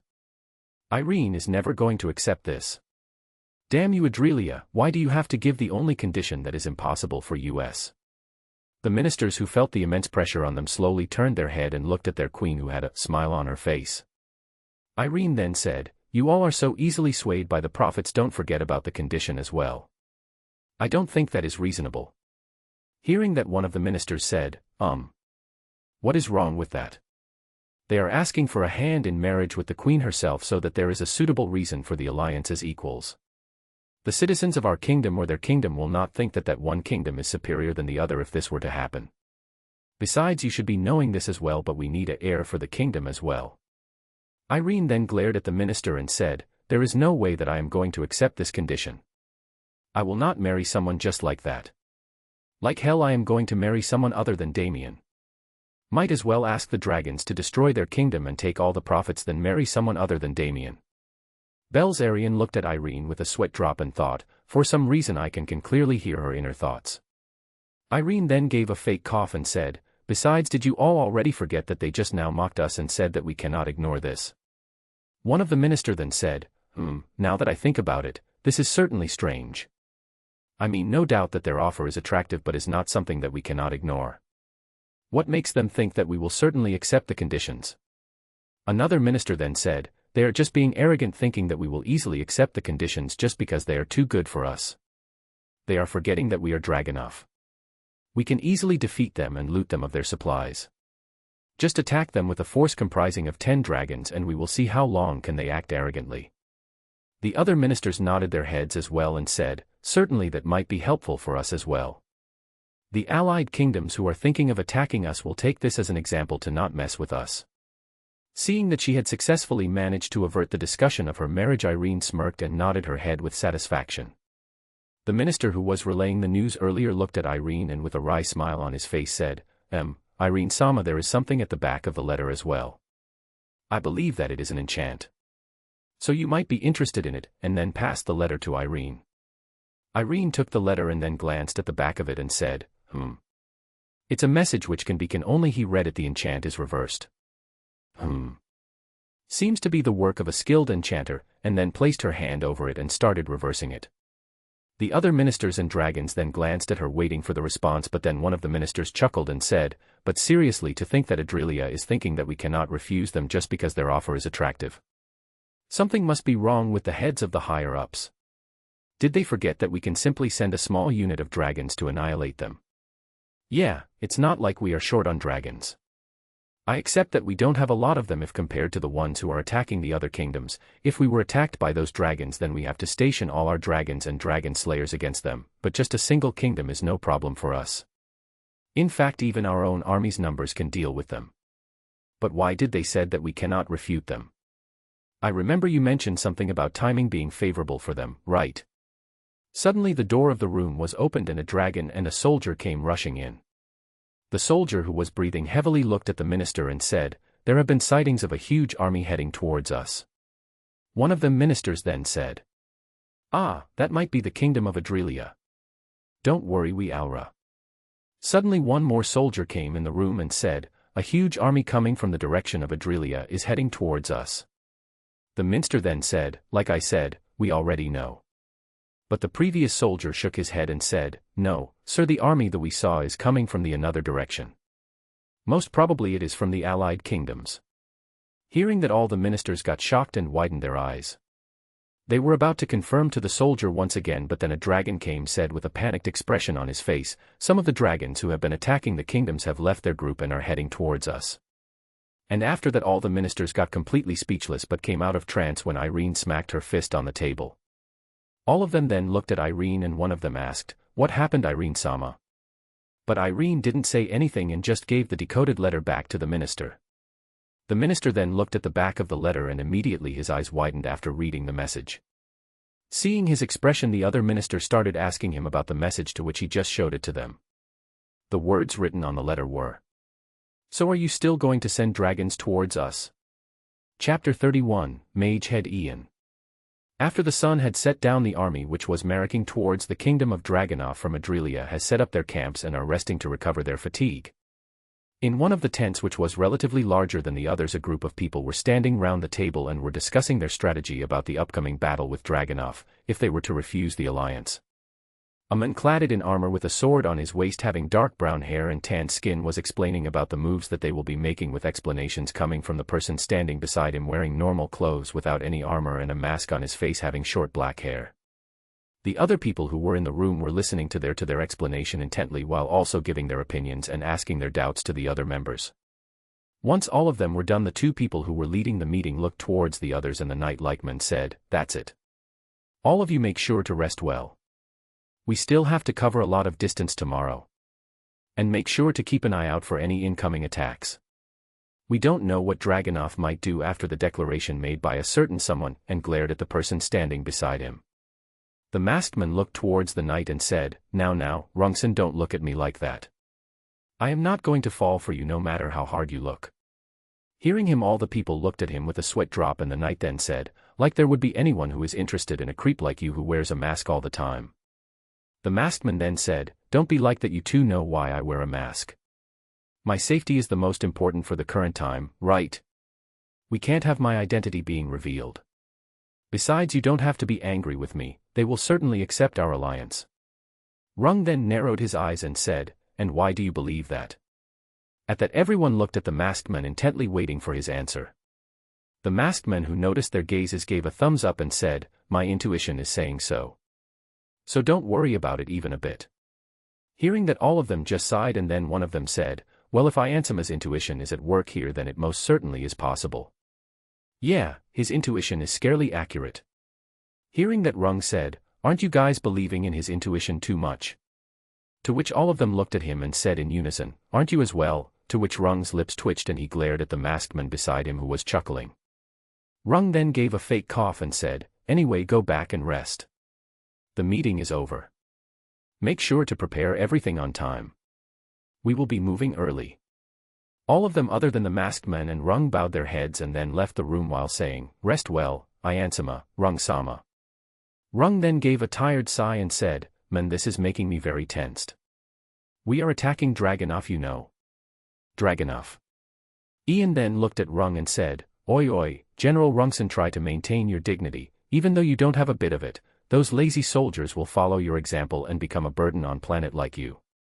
Rung looked at Ian for a while and then said, "Leave it, Damien, I am not even in the mood to bicker with you," but immediately he got a bit on his head from the masked man, who looked at Ring and said, "Right now, I am the mage head, Ian. Don't mess up, idiot." Rung rubbed his head and said, "Hey, you don't have to be that violent with me. What would you do if I got mad because you hit me hard on the head?" Damien then nonchalantly said, "If you were to get that useless, then I would simply report that you died in an accident and sell your organs and get some liquor money." Hearing that, Rung looked at Damien with an angry expression, to which Damien said, "Glare all you want, but I will still say the same, I am not treated in males, especially the ones like you." Rung got pissed and immediately grabbed Damien's collar, to which Damien replied with a headbutt, sending him back. Damien then said, "Don't ruin my clothes." Rung then rubbed his forehead and said, "What is your forehead made up of? It hurts like hell, man."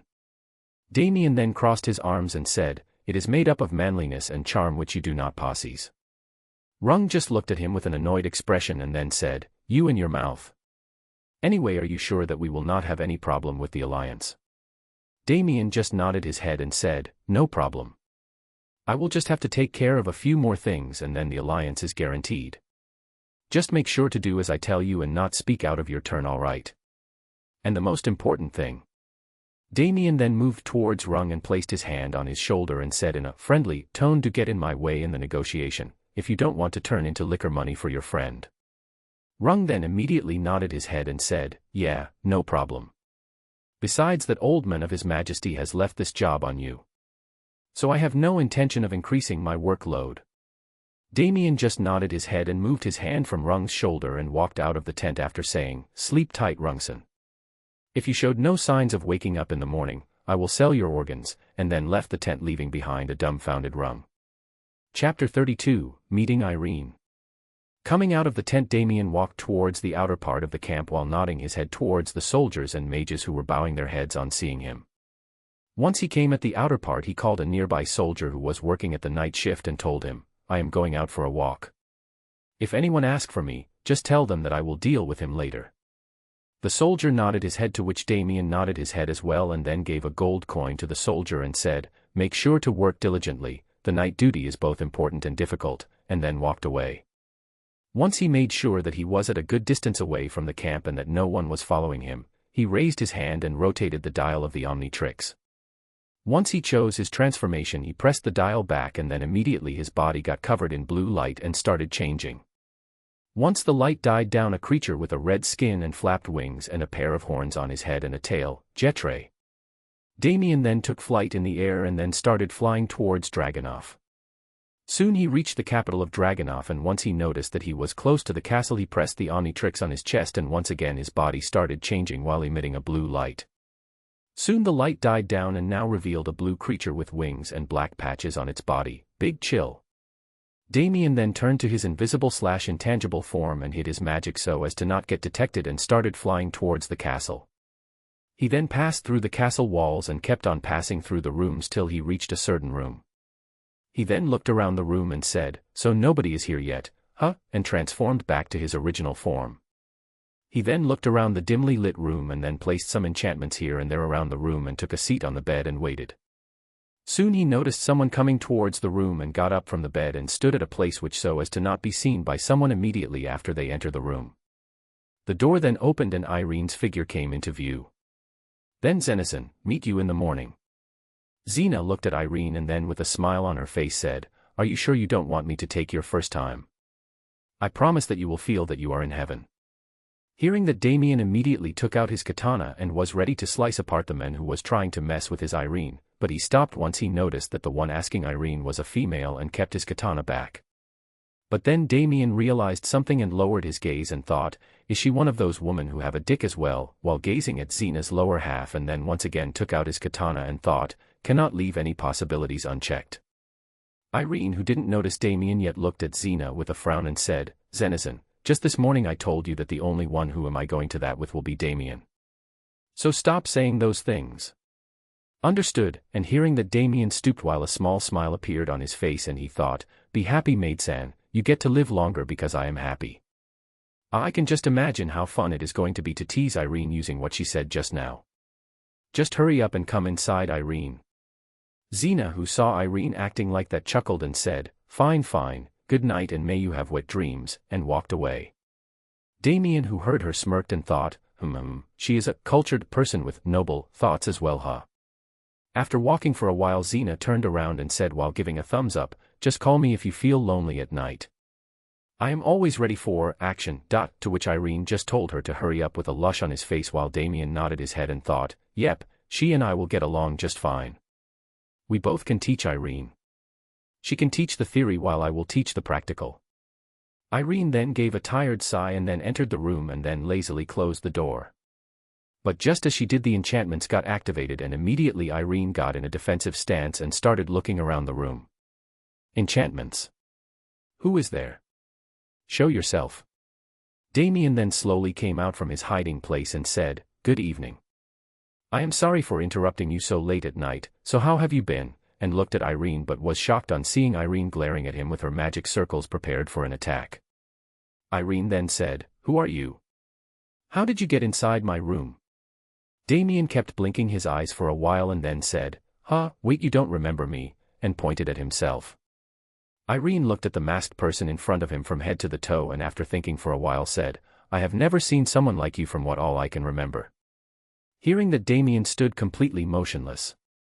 Unable to accept what Irene just said, wait, I know that I came back after a long time but you should still be able to remember me, to which Irene just narrowed her eyes and said, if you are doing this for me to lower my guard then forget it.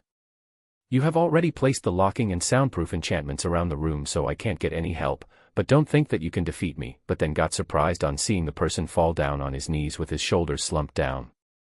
Damien, who lost the light in his eyes, began muttering, what is happening here? How can she forgot me? No, she must be joking, yeah. But she looked serious back then, so she is definitely not joking here. Then is someone controlling her or has she lost her memory? It doesn't seem that she have lost her memory because she just said that she cannot remember me. And if she had lost her memory she would have likely apologize and state that she has lost her memory. Then does it mean that someone has put restrictions on her memory? But who could it be? It must be a man who was rejected by her and she must have told that she already have a lover. And the man who is unable to stop thinking about her must have placed a magic on her to make her forget of my existence. Let's kill that man, but I don't know who the fuck that man is. Let's just kill every man in the country. Yeah, that seems good. No more problems with those worthless insects basking in the beauty of my Irene. Yeah, let's just go and kill everyone, and stood up from his spot and looked towards Irene, who took a step back on seeing him stand up. Seeing that Damien had a pained look on his face and his resolution to kill every male alive strengthened further. Damien then said, let's start with the males in the castle first. Should I kill the male dragons as well? And what about the girls with a dick? What to do? Irene, who heard Damien's words, got a bit pissed and said in an angry tone, hey. Who the hell do you think you are that you are able to kill that many people and dragons as well? First entering my room looking all creepy and wearing mask and now saying things like that. Don't you think that you are getting ahead of yourself? You would have to go through me if you want to kill someone else. So come at me, I want to blow off some steam as well as I am already pissed from the letter earlier. But Damien stooped listening from the middle of her speech and said, mask, and started touching his face feeling that he was indeed wearing a mask. Fuck. I got so used to wearing my mask that I now don't even feel it, and then took it off and immediately Irene's eyes widened in surprise. Seeing that, Damien smiled and said, I am BA, but before he was able to finish Irene jumped on him and immediately pushed her lips on his, stopping him from saying anything further and preventing the annihilation of all men from the face of Earthland. Chapter 33, Scary.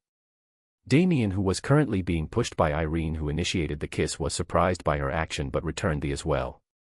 Soon both of them separated from each other and then stared at each other for a while. Suddenly Damien felt something and immediately moved his hand to block a punch to his gut. He then looked down and saw Irene trying to punch him and looked back at her and saw her smiling. He showed a wry smile and said, my dear Irene, why are you trying to hit me? Do you want to hurt this frail and weak lover of yours? Irene then snorted and said, frail and weak my ass, and as for the punch, consider that as my way of showing love to my lover who left me here alone for a year. Do you even know how many people tried to court me for the time you were not here?" Hearing that, Damien just patted her head and said, "Sorry about that, I wanted to return back soon as well, but I still required a bit more time to come back by your side. And regarding the people who tried to court you, can you give me their information?" Irene, who was being patted by Damien, hugged him and then looked up with a confused expression on her face and said, "I don't have any problems with that, but why do you want something like that?" Damien just smiled and said, "Oh, I just want to add some names in my people who accidentally disappeared list," and continued to pat her head. Irene, who saw his smile, thought, "He has become quite scary in the past year, but I don't care, he is finally back. He smells so nice," and then started rubbing her face in his chest. Damien, who saw her acting like that, chuckled but then realized that he still had some things to hear and said, "More importantly, Irene, did you receive a letter from Adrelia?" Hearing that, Irene perked up and then turned serious and said, "Yeah, we got in the morning, I have already discussed about it with the ministers." Damien just nodded with a smile on his face and said, "Oh, you discussed about it as well. So when are you going to give the reply?" Irene then furrowed her brows and said, "I am going to give my reply tomorrow that I am totally against the alliance with them." Damien happily nodded his head but then realized something and said, Wait, why are you rejecting the alliance? Aren't the terms already good enough? What more do you all require?" Irene then nodded her head and said, "Of course the terms are more than good, but they are asking me to marry me one of the higher-ups from their kingdom. Do you want me to accept such an offer?" Damien then said, "Of course I want you to accept that. That's what I have been working on for the past whole year." Hearing that, Irene looked at Damien in disbelief and then said, "You have been away from me for the past 1 year, and when you come back you are saying that during the time that you were not present you were working as a wingsman to set me up with a higher-up from another country." Damien, hearing that, yelled, "Like hell I would do that. I am telling you to accept this because that higher-up is me, the mage head Ian." Both Damien and Irene continued to state at each other for a while, and then both of them said at the same time, "You were the one who sent that letter. You didn't know that I was the one who sent that letter." Both of them looked at each other with disbelief, and then Damien said, Wait, how come you didn't know that I was the one who sent that letter? I mean, you should have already known by the message and the enchantments that it was me." Irene then said, Hello, we have not met for the past 1 year.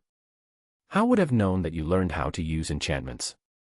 Damien's brows twitched and he said, "Surely you jest, did you forget that we met 3 months ago and I gave you a letter directly? Though I might be wearing a mask, but I remember that I gave you a letter in which I clearly wrote that I became the mage head in the Adrelia kingdom, and also about my plan on providing an alliance as a chance for the marriage.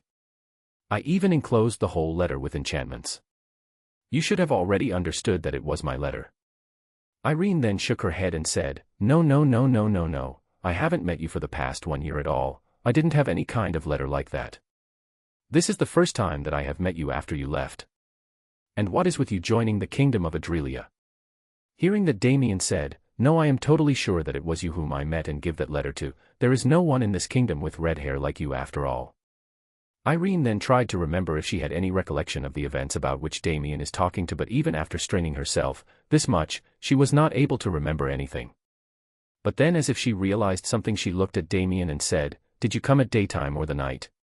Damien then crossed his arms and said, "I came in the evening." Irene nodded and said, "Was I alone in the room when you came?" Hearing that, Damien nodded his head and said, "Yeah, you were alone and were drinking some kind of alcohol while sitting there." Irene, who heard his answer, sighed and then massaged her forehead. After calming down a bit, she said, "No wonder I don't have any recollection of our meeting. You said that we met 3 months ago, right? You must have come on the day when I was secretly visiting the town for inspection during the evening. I had Xena, my maid, take my place here in order to not cause suspicion that I left the castle and changed her appearance with magic. You must have given that letter to her and she must have forgotten about it. When I returned back, she was lying on the ground completely wasted after drinking too much. I don't think that she even remembered that someone came by while I was gone. I will ask her later." She then turned serious and asked, "More importantly, how the hell are you the mage head of the Adrelia kingdom?" Damien, who heard his question, "Well, it was not that difficult. I first sold some of the materials to gather some money, after which I applied for a trading pass and started making and selling high-quality weapons which soon came in the view of the nobles. I then started taking orders from the nobles, and then when I got the chance of meeting with the king, I showed my magical prowess to them by setting him up with a big ape like the one we fought before, and then he asked me to become his court mage. From there I started giving my opinions in regards to various cases discussed in the court, and them being reasonable got me to get on the good side of the old man, king. I became a reliable asset for him, and from there the other ministers of the court and various nobles started forming connections with me, since I was technically the right-hand man of the king, and that's how I got most of them on my side. After that all was very simple. I just had to keep track of the allied kingdoms and the dragons and aim for a chance when Dragunov would be unable to refuse the deal, which I was going to use as a front for our marriage. Damien then sighed and took a deep breath and said, "But looks like you don't even have any knowledge about my plan. It was good that I decided to visit you before you sent a reply to Adrelia and ruin my plan A." Hearing that, Irene remained silent for a while and digested all the information that she got. She then looked at him and asked, "But why did you choose Adrelia specifically? You could have chosen any of our allied kingdoms." Damien then said, "Well, I chose Adrelia because of 2 reasons. It was because it was a neutral kingdom and hence had no interference in terms of politics from other kingdoms, so I just had less difficulty in managing and gaining trust." He then paused for a while and then said, "Now you must be thinking that I could have done the same with another kingdom which was your ally and doesn't have much interference from Dragunov." "Yes, I was planning for the same as well, but someone ruined that and I ended up with Adrelia." Hearing that, Irene narrowed her eyes and said, "Someone ruined your plan. Who was it? Was it a country? Or just a single group?"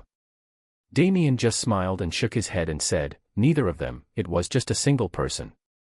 A person who freely distributed Dragon Slayer magic to whoever it was compatible with, in all of the allied kingdoms of Dragunov as well, and hence decreasing the overall value of powerful mages."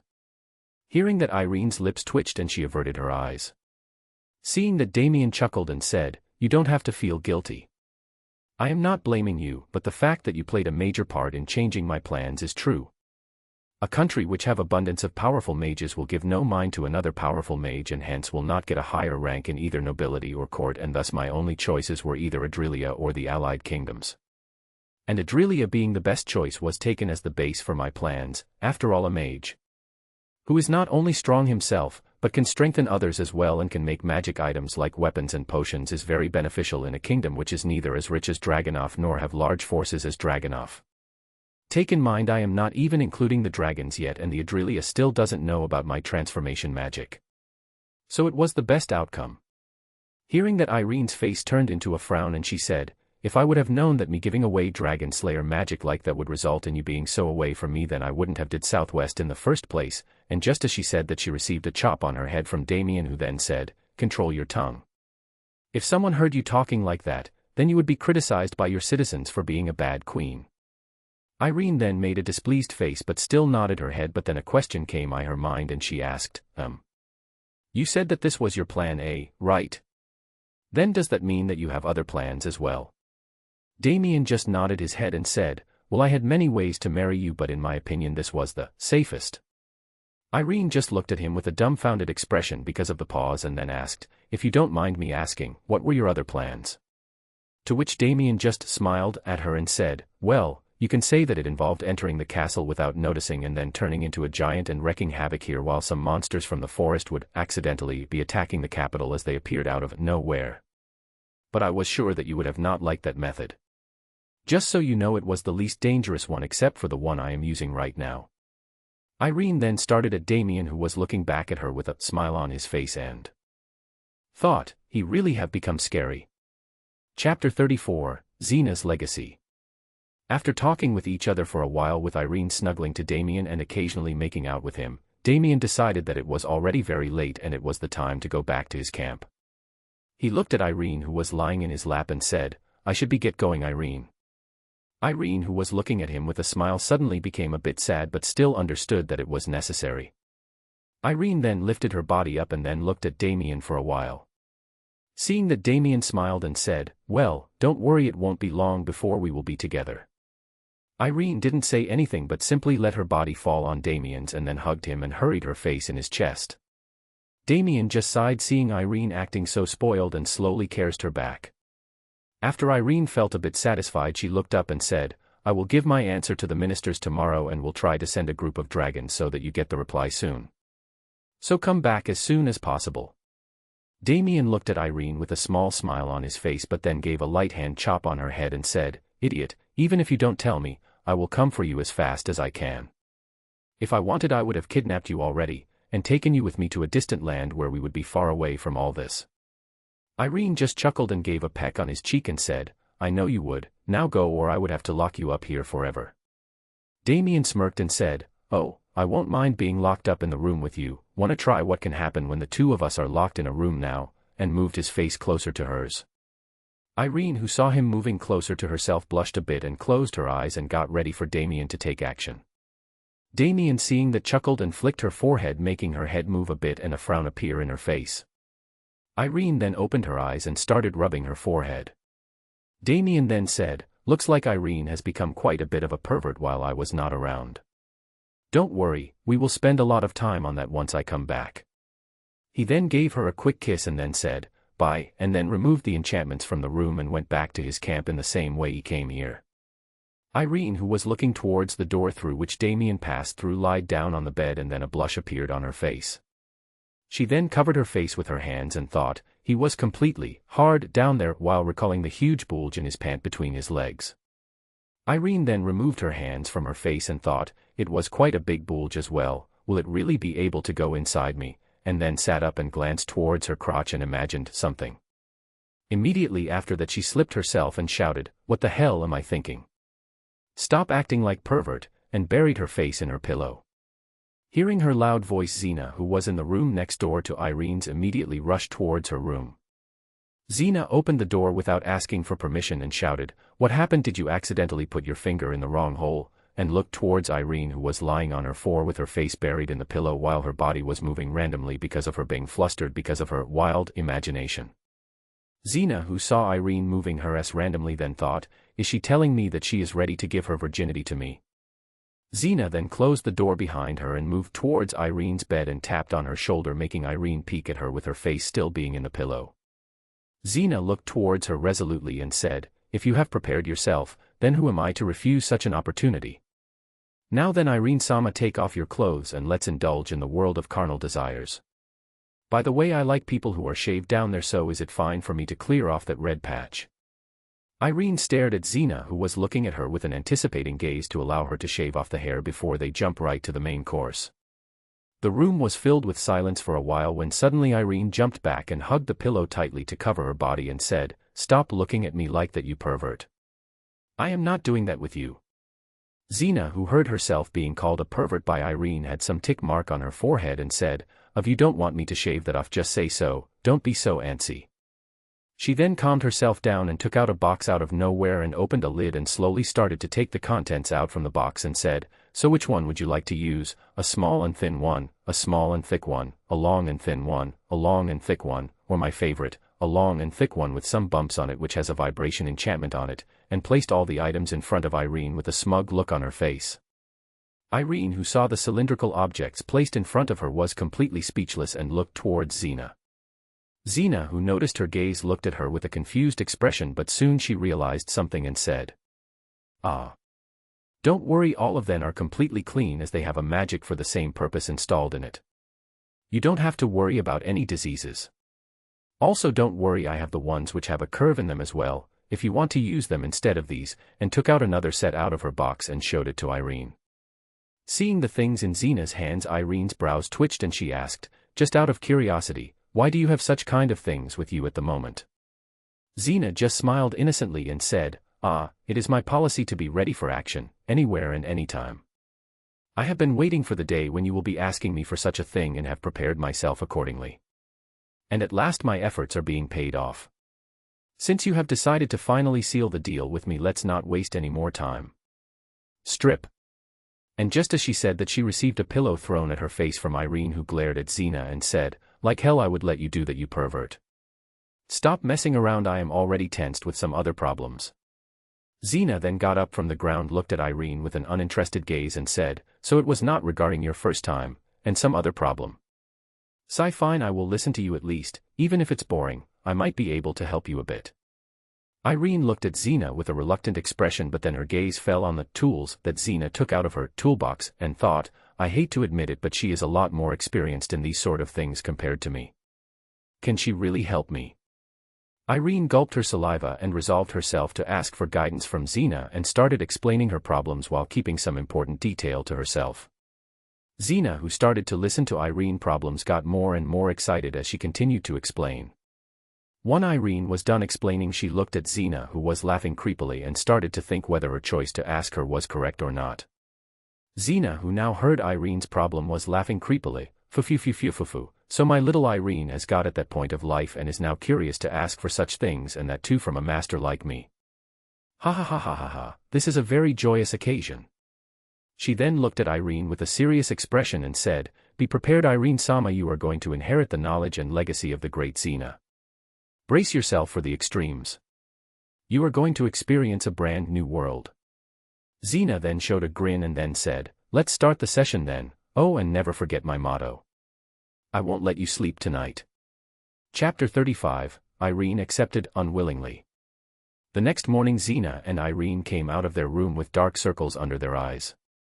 Xena looked at Irene and said, "Go through all the things that I taught you last night, I will ask you about them later." Irene looked at Xena and said, "I just want to ask you one thing. Why the hell do you have all those things written in form of books?" Xena yawned and said, "Well, it had to be done, after all I have to pass on my legacy to someone, right?" Irene stared at her for a while and then said, "Whatever, please inform someone to call all the ministers in the meeting hall in an hour." Xena looked surprised and then immediately went in her maid mode and said, "As you wish, Irene-sama. I will inform the other maid to prepare a bath and breakfast as well while I am at it," and bowed her head and then went away. Irene nodded and called a soldier to give her the reports about the current situation out there, and started going over it to give her opinions in the meeting. In the meeting hall all the ministers and dragons were present and were a bit surprised by the sudden notice, but still knew that it must be important because of the current situation of the kingdom. Irene then entered the hall and immediately the others stood up and bowed their heads, to which Irene nodded her head as well and took her seat, seeing which the others took their seats as well. All of them started discussing about the actions that they should take for now and how to maintain the citizens from panicking. They continued to discuss for a while and then Irene said with a serious expression on her face, "Regarding the peace treaty from Adrelia, I think that we should accept it." The whole hall turned silent as they were surprised on hearing Irene accepting the treaty, as she was greatly opposed by the idea of accepting the treaty not even a day ago. All the ministers and dragons gave it a thought and finally came to a conclusion that considering the current circumstances it is the best choice, and nodded their heads but still showed concern on their faces for their queen. Belzarian, who was standing behind Irene, was looking at her intently and thought, "What is she planning? There is no way that she will readily accept it. Is someone controlling her or impersonating her? Or is she planning on setting them up by lowering their guard by pretending to accept the treaty?" One of the ministers then said, "But Irene-sama, are you really sure? Even though the gains are great for the kingdom, are you sure about it? You will have to marry an unknown individual for the alliance to go on. You were refusing to go with it yesterday. So is there a special reason for accepting it now?" Irene looked towards the minister who asked this question and thought, "If I knew that it was Damien who wrote the letter I would have agreed even if the gains were not mentioned in the letter." Irene then made a determined expression and said, "I cannot be selfish in the current circumstances.